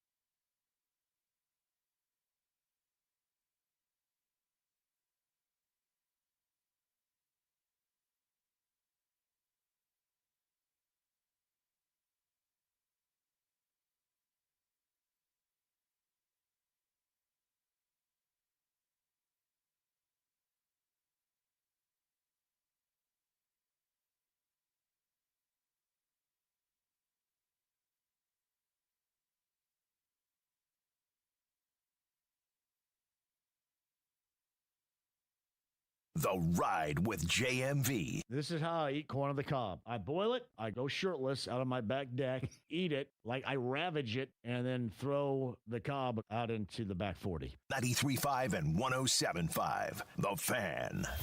Huddle up. It's Football Friday. Brought to you by Quality Supply and Tool, Indiana's largest Milwaukee tool dealer. On 93.5 and 107.5. The Fan.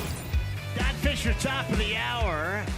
Taylor's Bar Table, State Road, almost at 113. State Road 13 in Ingalls, Indiana. Brent Holverson and Pat Sullivan. Deb's the on-site engineer. Caleb back at the studio. Scott Coolcat. There's zero way this is his last name. None. Made ass up last name. Scott Coolcat right there for the right. That's you? Your last name's Cool Cat? Wow, that's like very... That's no like, sounds way. like The Cure. There's no way that's his real name. Cool Cats is The Cure song. Man, Scott Cool Cat. That's Scott right there, Chris. Let me see how that's spelled. The ride spelled just cool like Cat. Man, where do you get that? There's no Cool way. Cat sounded cooler. That's almost as good as Jack Holder. That's right right. there. Jack Holder is with us right now. Hello, Jack. Jack-tastic for sure. Jack-tastic, yes, yes, Jack-tastic. yes. Jack Holder. Yeah. Everybody loved that name all Oh, through yeah. life for you. Oh, yeah. Jack Holder. Yep. So I'm going to steal it for the radio, I think, for the rest of my life. There you go. Yeah. I appreciate that. I will tell you this, and Jack, it's Jack's birthday today, so happy birthday, Thank my you friend. so much. I really appreciate that. John, this is one of the greatest guys I've had the pleasure of meeting since we've been at Mystic Waters, and he's been out there with us now. He leaves during the wintertime to go down south to Florida, but he spends a good 8 months with us out there, and there's not a better guy, Jack. That, Give us a little background on Jack Holder. And with you guys and what else Well, Jack I'll does. tell you this. This guy works harder than a lot of people I've ever seen. And what he has done for us, what you do for us out there is amazing. Not only being just great, we have some of the greatest people that not only work there, but that are staying out there with us. And we get people like Jack. He helps us out through big, busy events that we've had a lot of stuff with. Dave Matthews Band, Fish, Mudsock Festival, Billy Strings. This guy is out there working hard, and he is a true, what I'm glad to call a friend now, my man. Thank and you. He's been part of it for a while. He too, has been. I mean, this is your third. Oh, yeah, fourth? the third year. Coming on, okay, third year out there. And again, the first year they stayed throughout the winter, and it got a little bit chilly for them, so they're going down south. And we've had some great, just keeping in touch. And when he comes back, it's always it's an honor to have him here. So I just want to say thank you, happy birthday. Oh, here's thank a you so special much. bottle of some Old Fitzgerald. Wow, Wait a thank minute. you so hey, much. Jack, open that thing up. Crack that thing. We're going to drink it right here.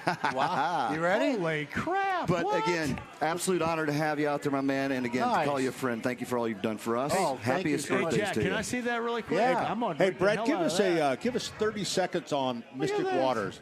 How would you describe your place? I tell you, it is the greatest vibe you'll ever find because of the staff. Number one, the staff out there. You go on and read Google reviews. We have it's a pleasure reading what we get to see, and it's always talking about our people, the vibe, the feeling. People have seen what we've done with the place in 5 years. It was what it was when we bought it to what it is now. It is the greatest little getaway, so close to everything but far enough away. Right down the road, exit 219 off of 69. 3 bodies of water. You can swim, kayak, paddleboard, fish. There's an awesome camp store. We've got food trucks. We do a lot with music. And you can go for the day or you can go overnight. That's right. So we've got cabins, RV sites, plenty of tent sites, and we have day passes out there and we've got a lot of local around here that come out for a day pass. And we do, it's $15 for an adult, $5 for a child. Or you can buy a family a year pass, and for $150, you can come on out for the year. It is awesome. So, and then we have like Wendy right here. If you go on and read Google reviews, Wendy is manager for us. Again, the people create the environment. Yes. It is all because of the people that are out there. It is absolutely amazing, Jack. Oh, my God. Jack, there's zero way you're getting out of here with this bottle. Oh, yeah. None right here. Can you imagine what that is going to do to a guy like me? Yeah. If you're watching, subscribe, by the way, YouTube with 107.5 The Fan right here. But Bottle and Bond Old Fitzgerald? That's right. It's an amazing Jack, you're ultra product. special right there. 7 years old, Man. and just like Jack, he just turned 7 today. So I figured we'd go with That's the same awesome. thing. So I really appreciate That's a hell that of a so bottle much. right there. absolutely. Oh, yeah. And the great thing too. So Jack and Kyle was out with us last year for quite a bit and became great friends. And it's just that again what creates that vibe out there is good people. And Jack, you've been a blessing and a light for us. So It's a really cool place. I will say it's a really cool place. I appreciate it. Yeah, Thank you, Pat. Mystic Waters is really the best. I couldn't ask for a better place to camp. That's And awesome, man. We will have the We're Labor Day honored. weekend bender That's coming up coming in a up. couple of weeks That's as well. right. Oh, yeah. We'll discuss that coming up, too. Hey, Pat, 93 WIBC tomorrow morning, Tomorrow 9 a.m. morning, 9 until 1, we have a great show planned. Actually, we don't have anything planned. We But have no idea you know what what? you're doing. And just like Bob Lovell, I am in my 33rd year. Yeah. Unlike Bob Lovell, I don't have the excitement like he does still. No. No, I enjoy going in every Saturday because I can sit down. That is well I done. like. Thank you, man. 93 WIBC. Pat Sullivan, Sullivan Hardware and Garden. Brent rejoins the voice of the Hoosiers, Don Fisher, coming up on the other side. Again, Taylor's Bar and Table is our location today. Thank you all for joining us on what has been a fantastic day so far. and more to come. Football Friday, proudly brought to you by Quality Supply and Tool, Indiana's largest Milwaukee tool dealer. Don Fisher, voice of the Hoosiers, on the other side. Chelsea's going to join us here from Taylor's Barn Table coming up before the end of the show as well. Don't go anywhere. It's 93.5, 107.5, The Fan.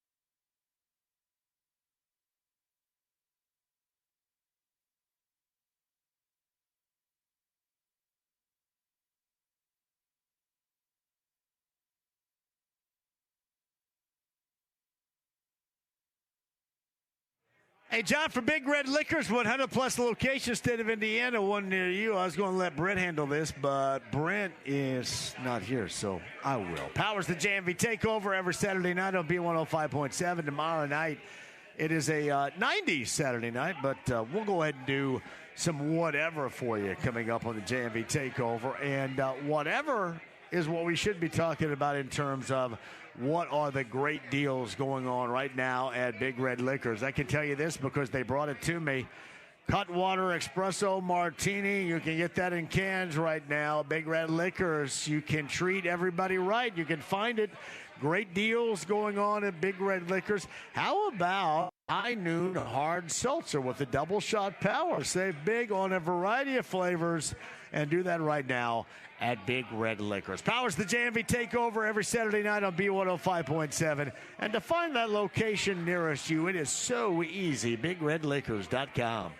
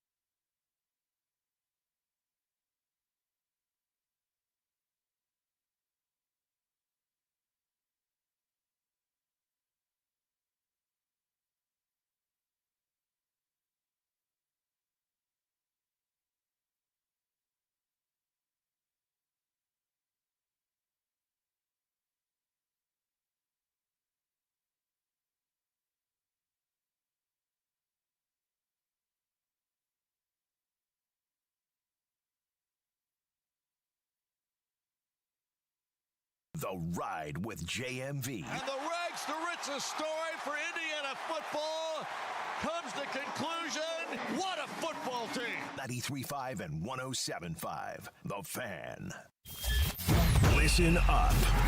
It's Football Friday. Brought to you by Quality Supply and Tool, Indiana's largest Milwaukee tool dealer. On 93.5 and 107.5. The Fan. Welcome back. Taylor's Bar and Table, State Road 13. We're at Ingalls, everybody. Brent Holverson and Tony Rensbury joins us coming up in a couple of minutes. I'm JMV. Thank you for being a part of this. It has been locked and loaded the entire afternoon, from Joey Erickson to our good friend Bob Lovell. Night number 1 of high school football. This place is packed. The Indiana Standard Bread Association, Evan Williams, bringing us to you on this Friday in Ingalls at Taylor's Bar and Table. But on the Andy Moore Automotive Group hotline, hey, let's welcome in now, friend of the show and a living legend in the state of Indiana, because he was tuxedoed up, I think, going back a week or so ago. Voice of the Hoosiers, Don Fisher, joins us now. Hello, Don. Hi, John. How are you? That tuxedo you were rocking, you look like James Bond in that thing, buddy. Let me tell you. Seriously. You have a problem. You know that. You have a big problem. I thought, man, that's 007 there. What are we doing? No, seriously. I would have thought you would have been a part of this long before, a week or so, a half ago. But that had to be an incredibly proud moment for you, bud. It really was. No question about that. I knew nothing about the honor prior to them contacting me and letting me know that they'd like me to be a part of their Living Legends program. And it was a really cool night.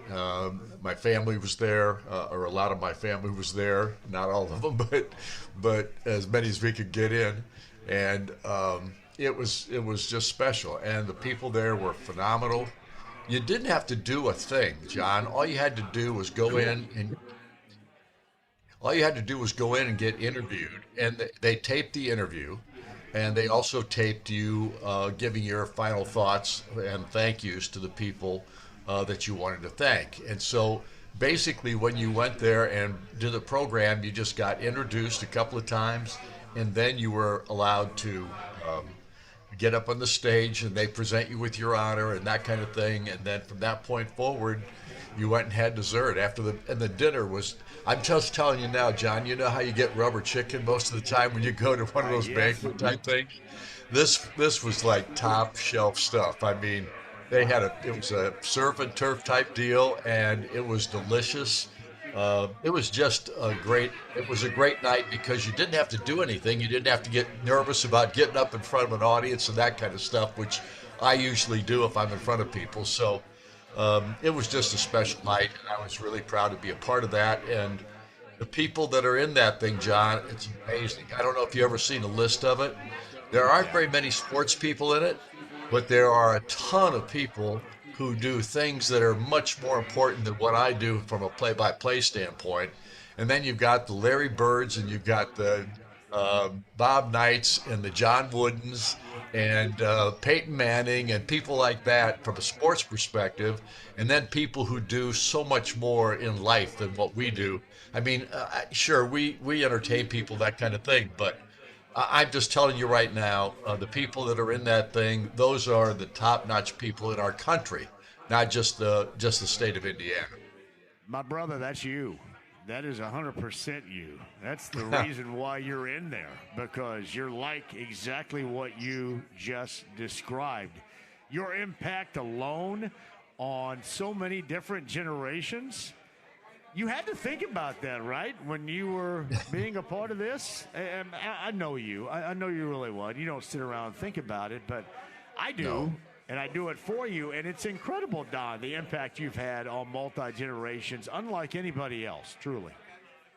Well, you know, John, I've told you this before. I've been blessed to do what I love to do for almost 60 years now. and 53 of those have been spent at Indiana University or with Indiana University in that role. And literally, I've had the most incredible life that I could ever imagine, because when I was getting out of high school and didn't know what I wanted to do and was such an idiot in school that I didn't study all that hard as so many, but I got lucky and I found something I thought I could do, and I took advantage of it, and without question, like I said before, I've been blessed.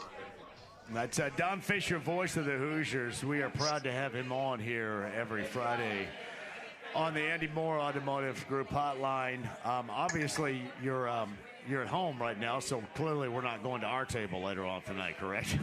No, I'm actually taking off. Susie and I are going down to Edgewood. We're going to go see Edgewood play. The Mustangs play tonight in the opener, so. You got to rock those sunglasses for that red field down there in Ellisville, Indiana tonight, buddy. I always take sunglasses to that ballpark. Trust me.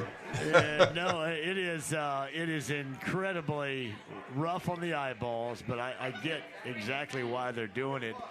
I saw the court ruling today, and obviously with Kellen Wyatt and Stephen Daly, that had some profound impact with their eligibility on the football program. Yeah, and I'm not quite sure where it stands, John, to be quite honest about it. It looks like the NCAA has won that round, so to speak. Whether there'll be another round or not, I don't know, of whether it's a lawsuit or whatever. We'll find out. But it definitely puts both Kellen Wyatt and Stephen Daly in limbo at this point, based on what I've been told. So we'll find out. But it's rare. Here's the oddity of it all, John.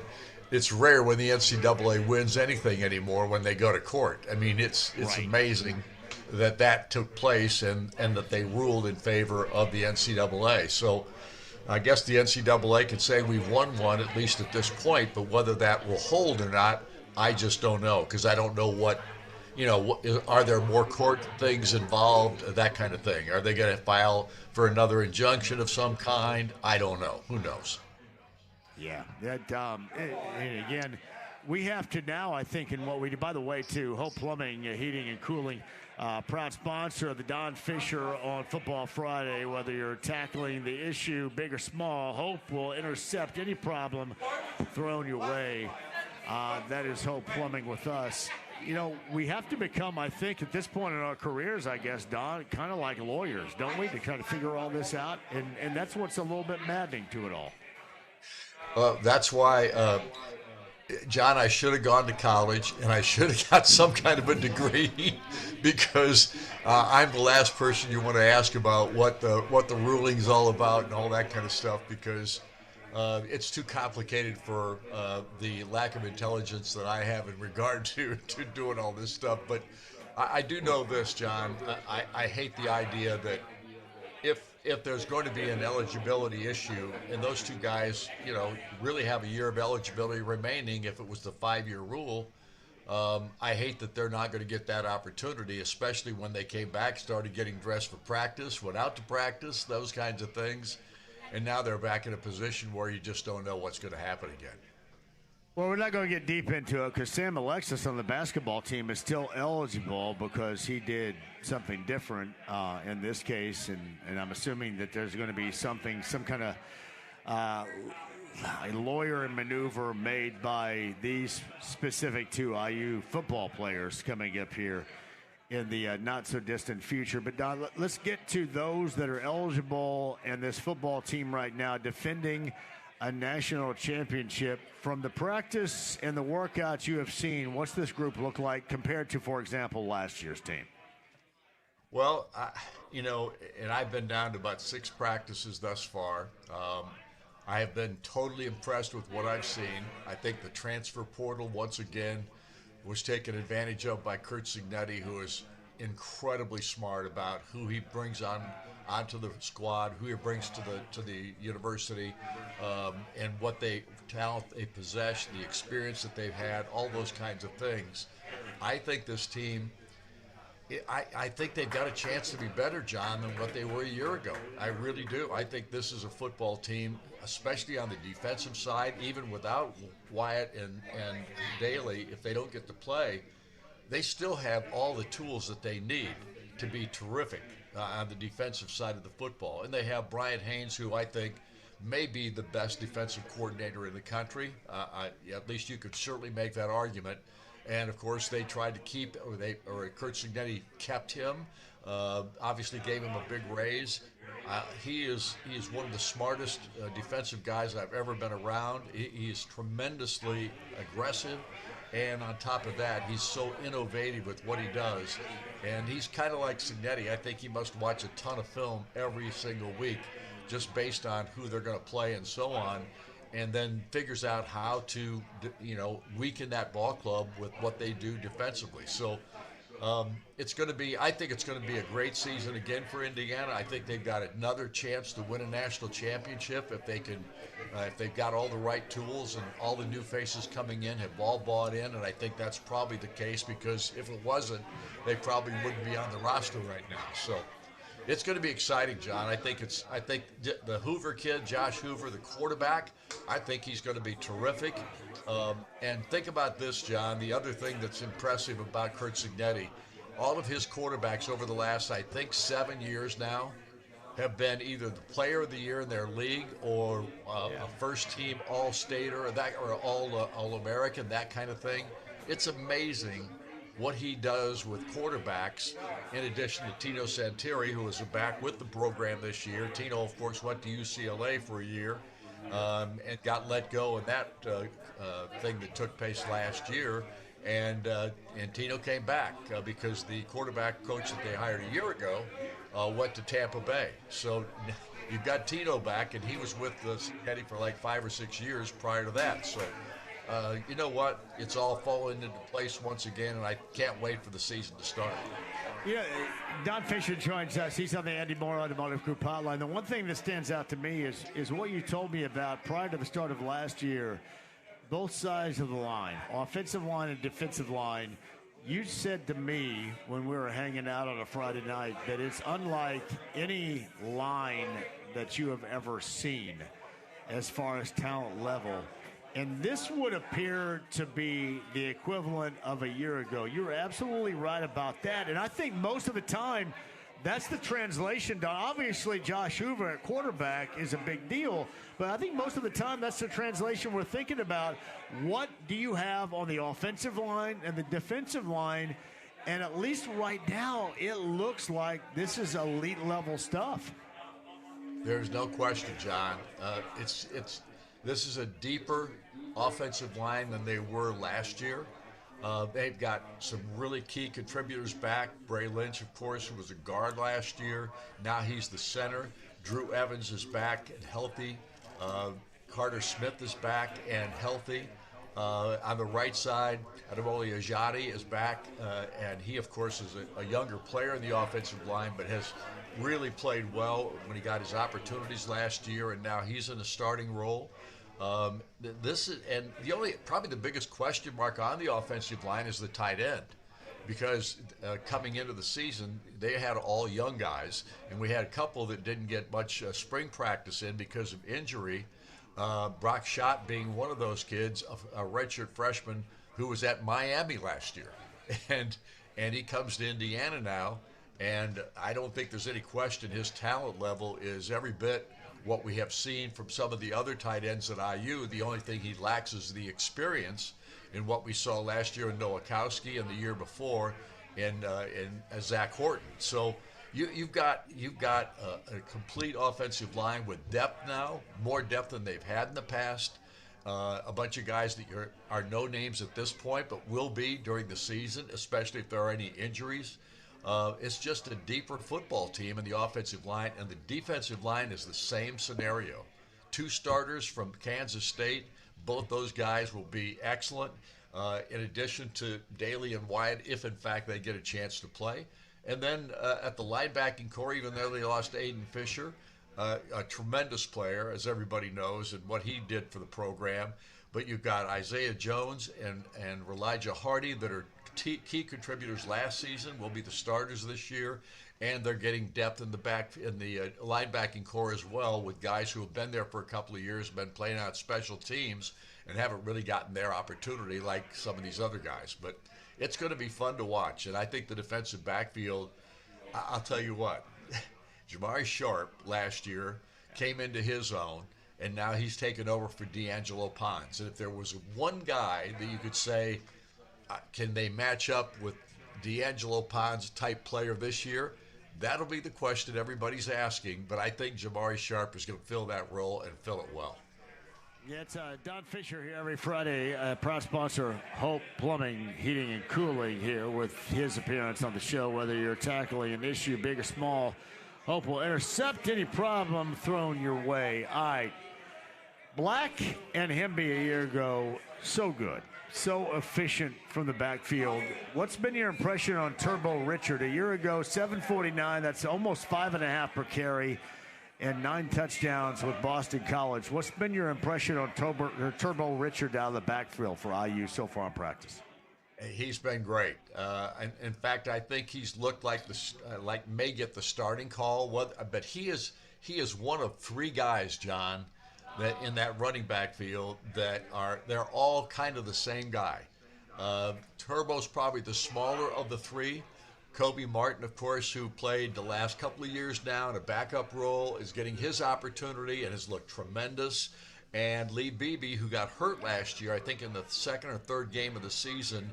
Beebe was at, prior down in Birmingham, UAB, played down there, was terrific. They got him up here. He looked really good in those first 2 or 3 ball games that he played. Then he got hurt.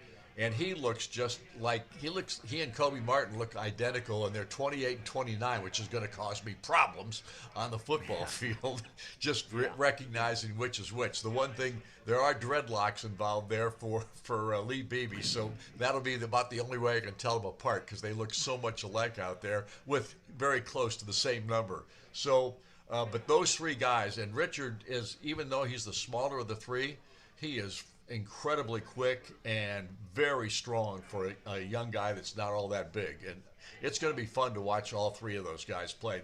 It's a three-headed monster out there at the running back position, more so than it was a year ago when you had both Hemby and Kalon Black. Well, at least you know you got Buck Sewell to lean on to help identify all the players and whatever you need to know out there. Buck's right there next to you. Well, Buck got his eyes fixed over the summer too. I guess he had the cataract surgery, and he got all that.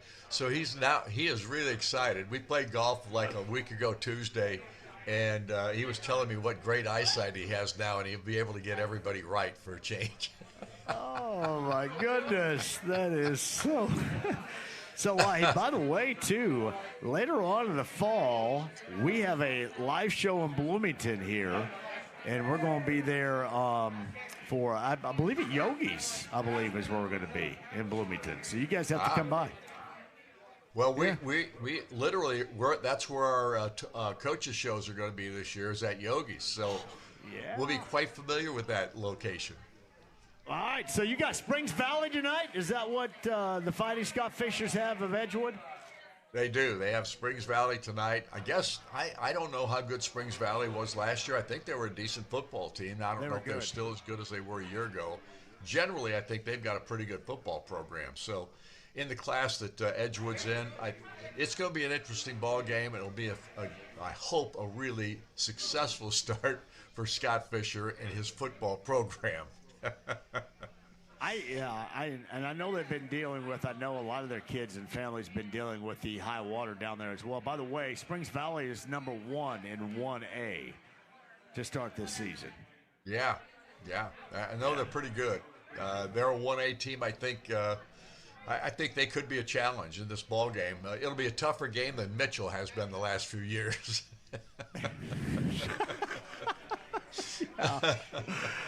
Yeah. So, the Mitchell, you want to tell Scott to put Mitchell back on the schedule here at the season.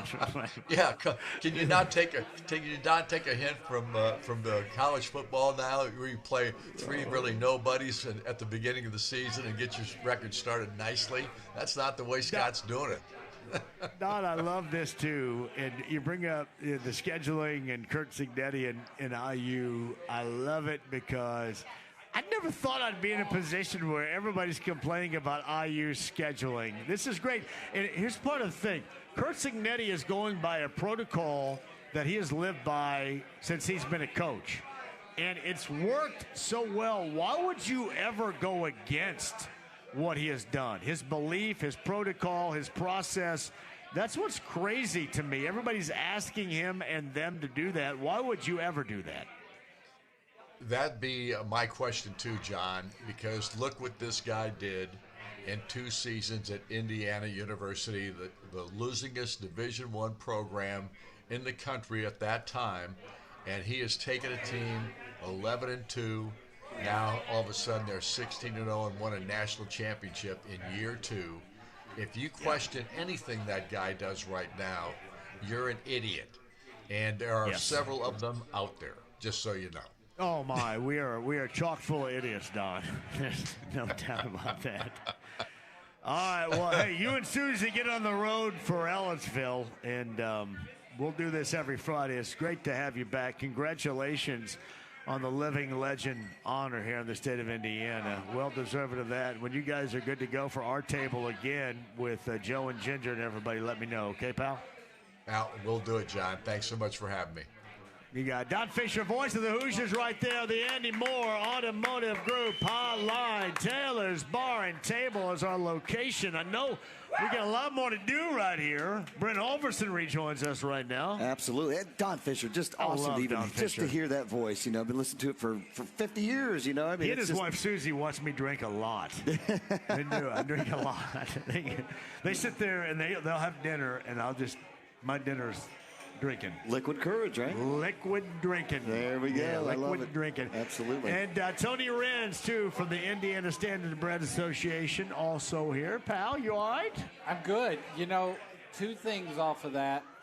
What better place to sit and watch the replay of the IU National Championship game? I sat there for the first hour of sitting here watching I was that. in the stands, and I still cannot comprehend what I witnessed. It was, and the way that IU fans took over all of South Florida. And that stadium, which is the home stadium of Miami, it's still incredible. You can't script that. You can't. And then the other thing, I don't know if I knew they served pizza here. Oh, their pizza's awesome. I kept sitting here smelling that pizza. I'm like, oh my God, where's that coming from? Well, we got to get Chelsea over to talk it up. Absolutely. Hey, Chelsea, you're going to join. Hey, come sit down here. Chelsea, our good friend Tony Renz was incredibly unaware. I've been here a half dozen times, and I'm sitting there. I kept smelling that pizza, and I was like, oh, my Lord, I'm getting hungry. Oh, the pizza's the best. It is outstanding. So good. You know why it's the best? Chelsea runs this place. You know that, don't you? Oh, absolutely. Oh, yeah. She runs it. Well, I do. Great. I do some things sometimes. A lot of things. A lot of things. Oh, we're having a great day. You told me exactly what would happen around 5 o'clock. It's happened around 5 o'clock. Told you it'd be crazy. What is different about, and I know that you guys have great locations, Nora, Greenbrier, coming soon. Taylor's Bar and Table here in Ingalls. What's different about this place? So this area, it reminds me a lot of where I'm from, just small town kind of, but this area is blowing up. It's doing exactly what we watched Carmel do, Noblesville do, Westfield do, so it's kind of worked its way out here. We're really kind of like, Ingalls is like the catch-all. You've got Pendleton, you've got Fortville, you've got some of the Noblesville overflow. So it's just, I mean, and this location, it's family-friendly. So everybody comes out, they bring their kids. It's a fun time. So, and we're opening Carmel here soon, too. So November 1st. Oh, am I allowed to say that? Yeah, you are. November 1st, that is November the day. Okay. 1st. All right. And I'm going there. I'm getting shipped out of here. Are you? So, yeah. Were you surprised that I knew that? No. You know everything. Hey, thank you. Thank you. No, yeah, I was aware. And I'm assuming at some point we're going to be up there live, right? Absolutely, yep.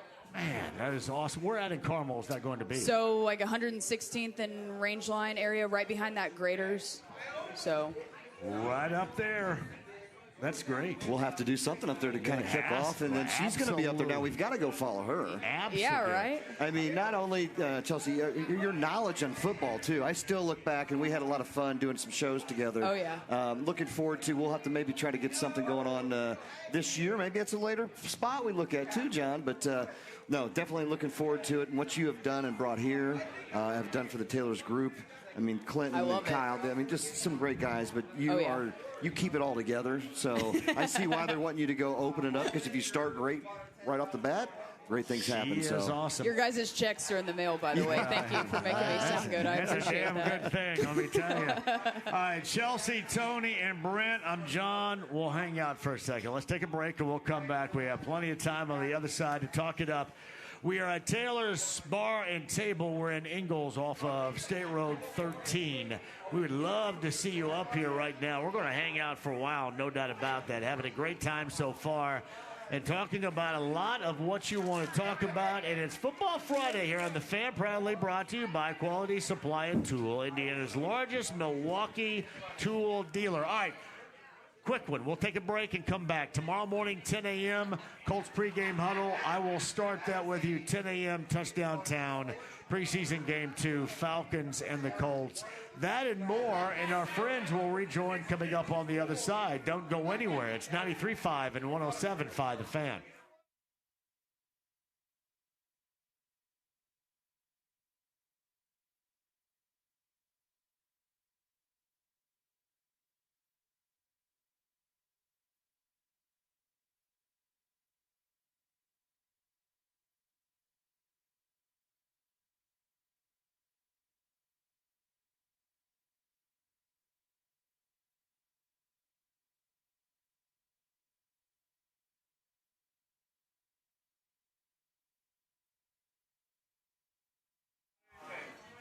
Hey, John here for our friends at Connecticut Water. Connecticut Water Treatment Systems, too.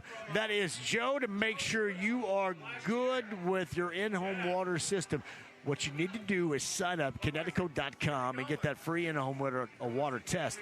What happens, they'll find out exactly what you need and then put together a system that best benefits your home water situation. That is Connecticut Water Systems. Sign up today, Connecticut.com.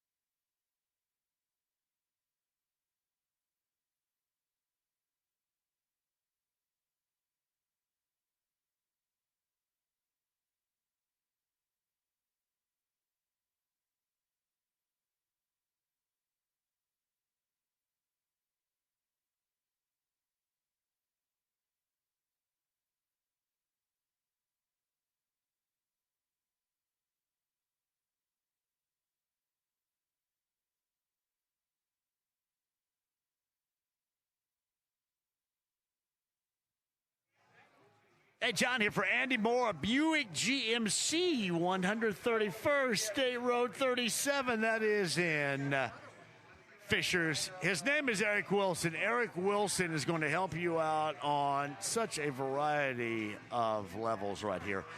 So I'm driving around a Buick Enclave. I absolutely love it. It is the greatest vehicle, and I've had a great truck, don't get me wrong, but the greatest vehicle I've ever had is the Buick Enclave.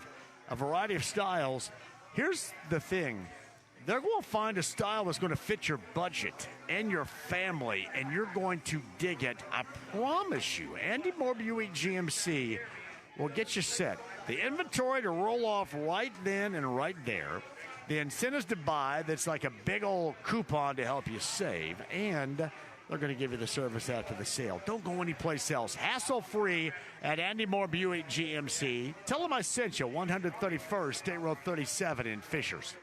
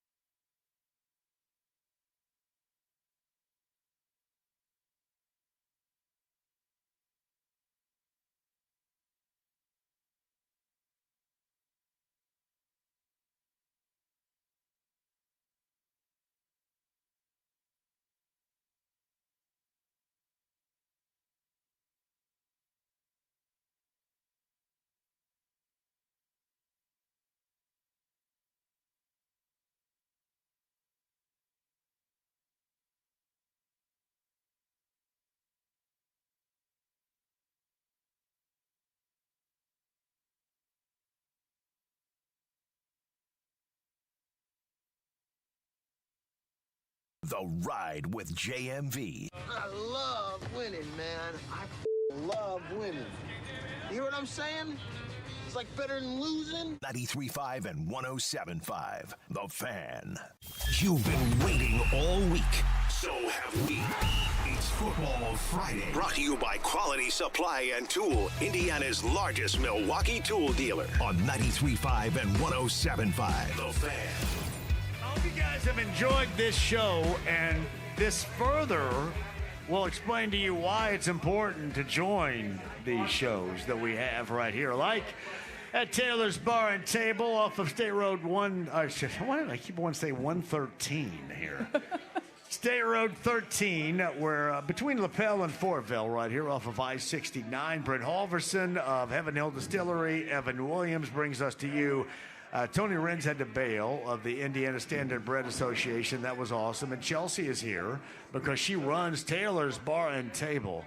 What a great place you've cobbled together here. Thank you. Done. Thank you. That It's well Kyle done. Clinton and Pablo, not me, but Hey, it takes a great team to do it, and then you kind of lead that charge for them. So it's a well-rounded. Thanks you to all. So. Are you going to be fantasy football and betting football? yeah, oriented you this already season? know I am. I think I'm in 3 leagues this year. So how do you balance 3 leagues there, Chelsea? Well, I don't. I came in last in one of them last Cool. year, and yeah, Dakota's smiling though because he's in 2 of the leagues I play in, and this was the first year I didn't win the championship in the one that we've been in for like 4 years together now, I think. Yeah. They all hate me, and I'm like the only girl in the league, so it's great. But you know I what love you- it. Well, listen, I love the fact that you know what you're talking about. I love it. When we're at Nora, we normally do these at the beginning of the season in Nora, and you break it down like nobody's business. I love football, so Any I'll talk ideas? it all day. Any ideas this season? I'm going in? excited Sorry to see about what happens. I mean, I feel like it's always a crapshoot. We start the season out excited, and then we're like, what's happening? It's a wild ride. It's a crapshoot, and then if you're a Colts fan, it turns into crap normally. Yeah, right. That's the one thing that has to change this year is that. So, off the top of your head, what are you thinking about overall NFL-wise, Chelsea? Overall, there's been some exciting moves. Some crazy injuries out at camp, I feel like, too. Lots of them, yeah. Keenan Allen coming here is exciting. I think that'll add to the mix in a fun way, and you can just set them down for them. Oh, look at that. Is that mine right there? Did you order that for me? I did. Well, I don't know what those are, so I got you. Yeah. It's a surprise. Just drink it. Is that me right there? We'll give it a try. Could be. I'm not above giving something a try right here. I've heard that about you. Yes. Yeah, we'll give it a try right here. All right, I've got a few questions for both of you guys. Uh-oh, We'll do okay. a little rapid fire. So first Please. off, are you NFL and college both? You follow both? Yeah, I shouldn't tell you guys, but I'm an Ohio State fan. Oh. OH, let's go. Well, wait, before everybody starts going crazy, Caden Curry. Yeah. Colts. This guy has made a statement so far. I'm assuming you're a big Caden Curry guy. Yeah, anytime we get somebody from Ohio State, I'm like, do I buy the jersey or is it going to be bad luck, So it's exciting for sure. All right. So let's do some rapid fire questions. Okay. Here. All First right. thing comes to your mind. All right. IU wins how many games this year? I hope 0. Oh, that's a bad answer. John, what do you got? What? Really? You hope 0? No, let's go 12. Okay. John? They're going to be right. They're going to be right back in the playoffs again. All right, I like that. All right. They're definitely going to be back in the playoffs again. Colts win how many games this year? That's okay. 10. You should bet the over 7.5 then. That's the total. You're 7. All right, 10, 7. I want to say 8. Listen, I believe in Daniel Jones coming back. I believe in this offense when healthy, but there's just not other things to believe in. And defensively, they're kind of built backwards where, your playmakers are in the secondary, and I wonder about Charvarius Ward. And if Leatu Latu turns the corner to be something that the people that drafted him hope, then I think that is a difference maker. And then I also will say the first month of the season, I think, is going to tell the tail of the tape for this season. I think you're right. Absolutely. Yeah. Absolutely. Schedule looks better than it did last year, so in my opinion. So we'll see. I'm hopeful. Tough starting out, but like you say, it does lighten up a little bit. All right, I know your answer. It told me. So IU makes college football playoffs. Yeah. Yeah. All right, like that. Colts make the playoffs, yes or no? I want to say yeah. You have to say yeah, right? All right, we're going with yes Well, for you you. don't necessarily have to because, they won't. John doesn't like that. I don't think they're going to. All right, let's see here. You're realistic. I know. I know your answer on this. Big Ten or SEC? You're Big Ten. You mentioned Ohio State. We're IU. John, Big Ten, right? Yes. Okay, all right. Best college football atmosphere? Ooh, I kind of want to say IU on that one. Oh, I like that answer. I think this has always been my thought alone. With Virginia Tech and Metallica, and that to me is in Blacksburg, Virginia, the best start of a game. So I'm going to say the best college atmosphere is Blacksburg, Virginia, and Virginia Tech. That's a little bit off the pace, but Metallica plays a significant role in that. I can't say it on air, but LSU with their I can't even remotely sing the song because it's but it's hilarious and everybody does it. And then Lane Kiffin is now in Baton That's Rouge. right, absolutely. There's a lot of difference there too. There's like 6-year-olds out there saying. What about Texas? Where does that rank as far as college? Texas is up there. I mean, Tennessee too. I mean, you get that old Rocky Top going a little bit. Yeah. I mean, you get the feel. There's a lot of great ones out there. But again, IU has now created that thing as well, and I'm excited about seeing that. So, yeah. All right, NFL most overrated preseason team. Ooh.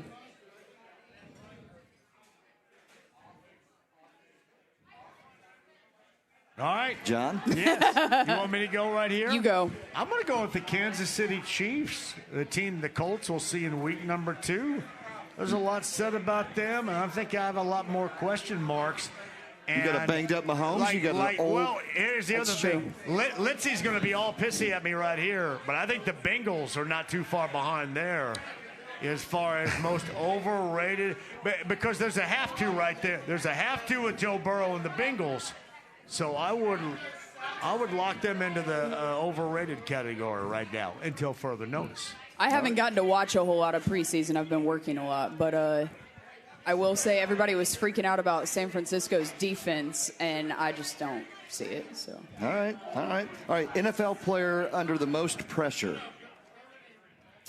From the Colts, I feel like Travarius Ward's got to do something this year. He needs to retire, but... What did you got? You got something, or you just want me to answer this? I want you to go. Yeah. Jaden Daniels. Yeah. Washington Commanders quarterback. Yeah. He's got all this talent, but, man, the dude staying healthy is problematic right there. And then always, I think, at the top of that list is the Dallas Cowboys and Dak Prescott. Yeah. Because every single year, hey, there's the greatest thing ever.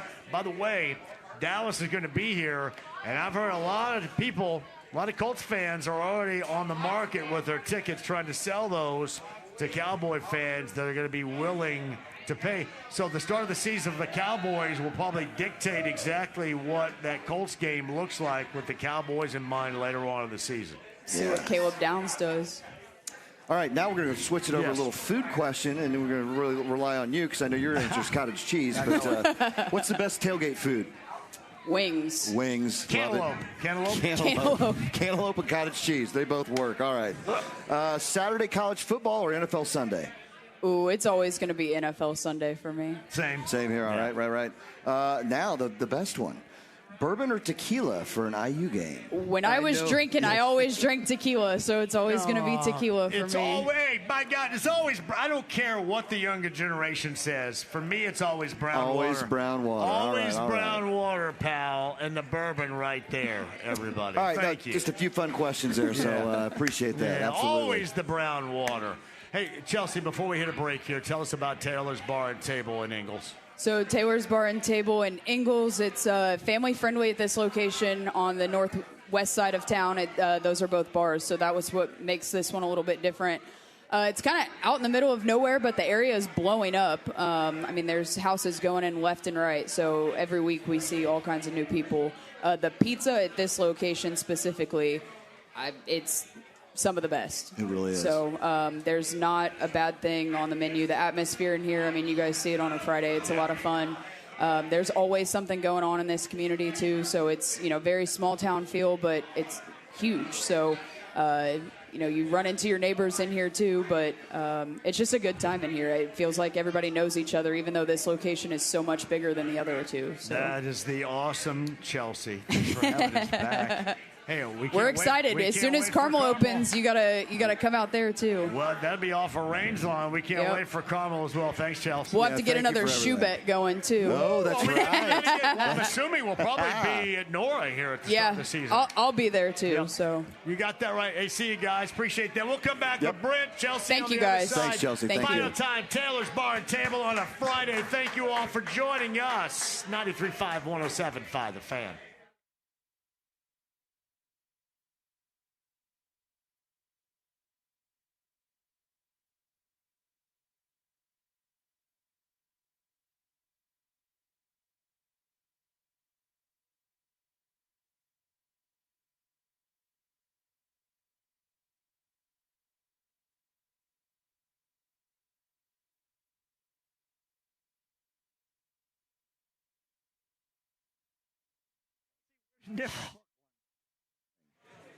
Might have like a little thing on it too.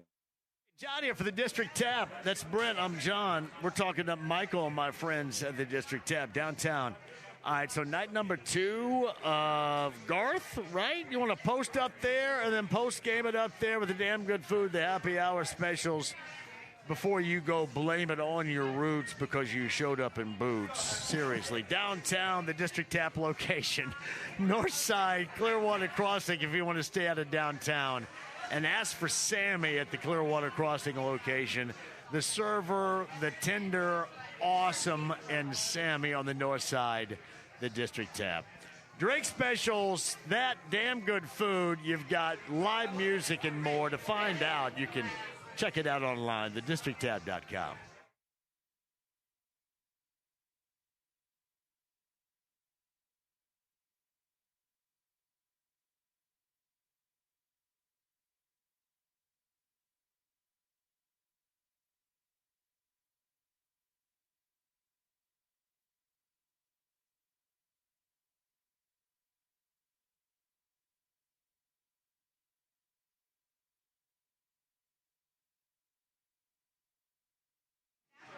Oh, this is John from Big Red Liquors that powers the JMV Takeover coming at you. There's going to be a lot of 90s, but a whatever Saturday night JMV Takeover, all requests. Big Red Liquors going to get you set up for the weekend. Brent Holverson, what's Big Red Liquors got for everybody I out tell there? you what, Big Red Liquors, and again, 109 locations all throughout the state of Indiana. They've got a lot of great things, and I'll tell you right now, John, every single one of them has a big, beautiful display of Luna Azul tequila, and they are selling it for $18.69 for a liter. That is unbeatable pricing. You're not going to find it anywhere else. Big Red Liquors have all the Heaven Hill portfolio, but get in there and check out that Luna Azul tequila for the right time to buy. They've got it out there. It's on the floor, ready to go. Grab a couple bottles and go home and have some fun responsibly. It is 100-plus locations, and in fact, 19 new in and around Indy. That's Big Red Liquors, powers the JMV Takeover. Tomorrow night, the all-request JMV Takeover on B105.7. More of the red-hot deals and that location nearest you. Find it online, bigredliquors.com.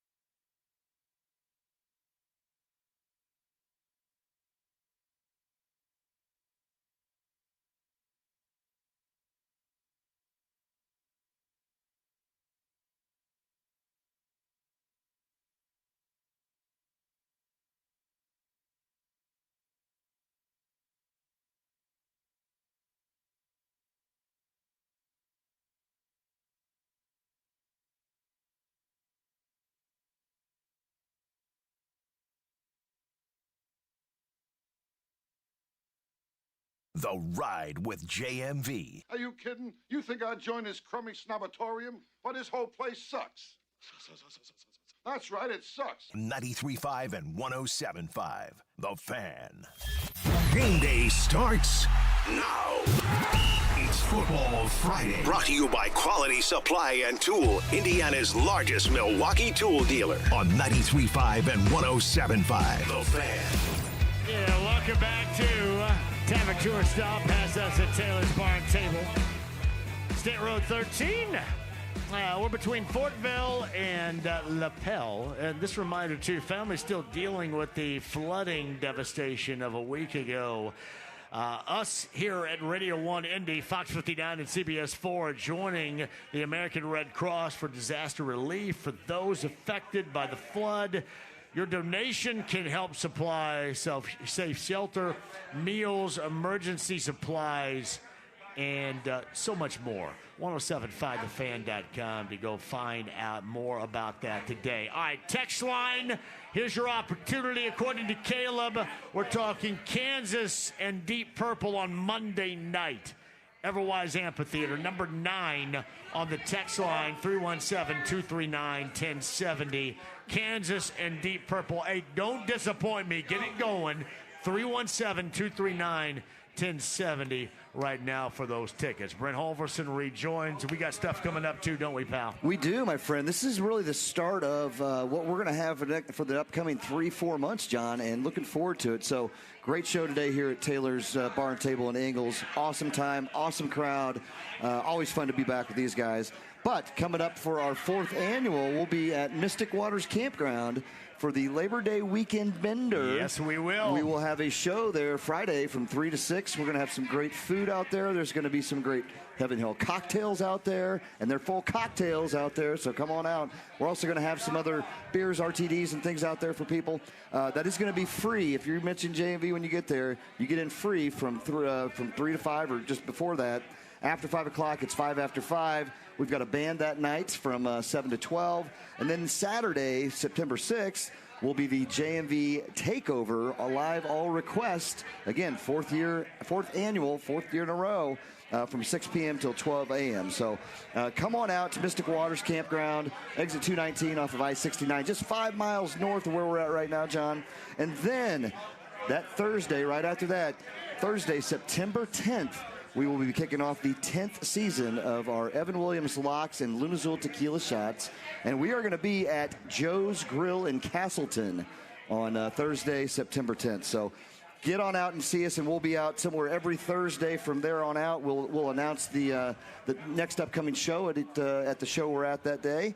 So keep your ears on. Come out and join us. And we're getting ready for another fun season of not only NFL, John, but we're going to bump it up and talk a lot of college this year, too. This has been a great day. It has been. What a great spot. And the turnout, as you mentioned, has been fantastic. It has been. I mean, and again, what's so cool, right? Like, we bounce around different areas, right? So, we were at Moran's Bar and Grill up in Anderson. Had a great turnout there. Downtown Indy, Indy area, always good. So it's fun when we get on the outskirts a little bit, and give and have a lot of fun. We'll be in Bloomington this year as well. So, hey, we got a lot of good stuff coming, my man. Caleb, great job out of you, pal. Thanks, man. You got it. Devin, on-site engineer, great job, too. Tomorrow morning, 10 a.m., Touchdown Town, Colts pregame huddle. I'm going to lead you to preseason game 2 with the Falcons and the Colts. We're going to hang out at Taylor's Bar and Table, go to the Foo Bar maybe, too. Who knows? JMV Takeover tomorrow night, B105.7, 6 till midnight. Have a great night.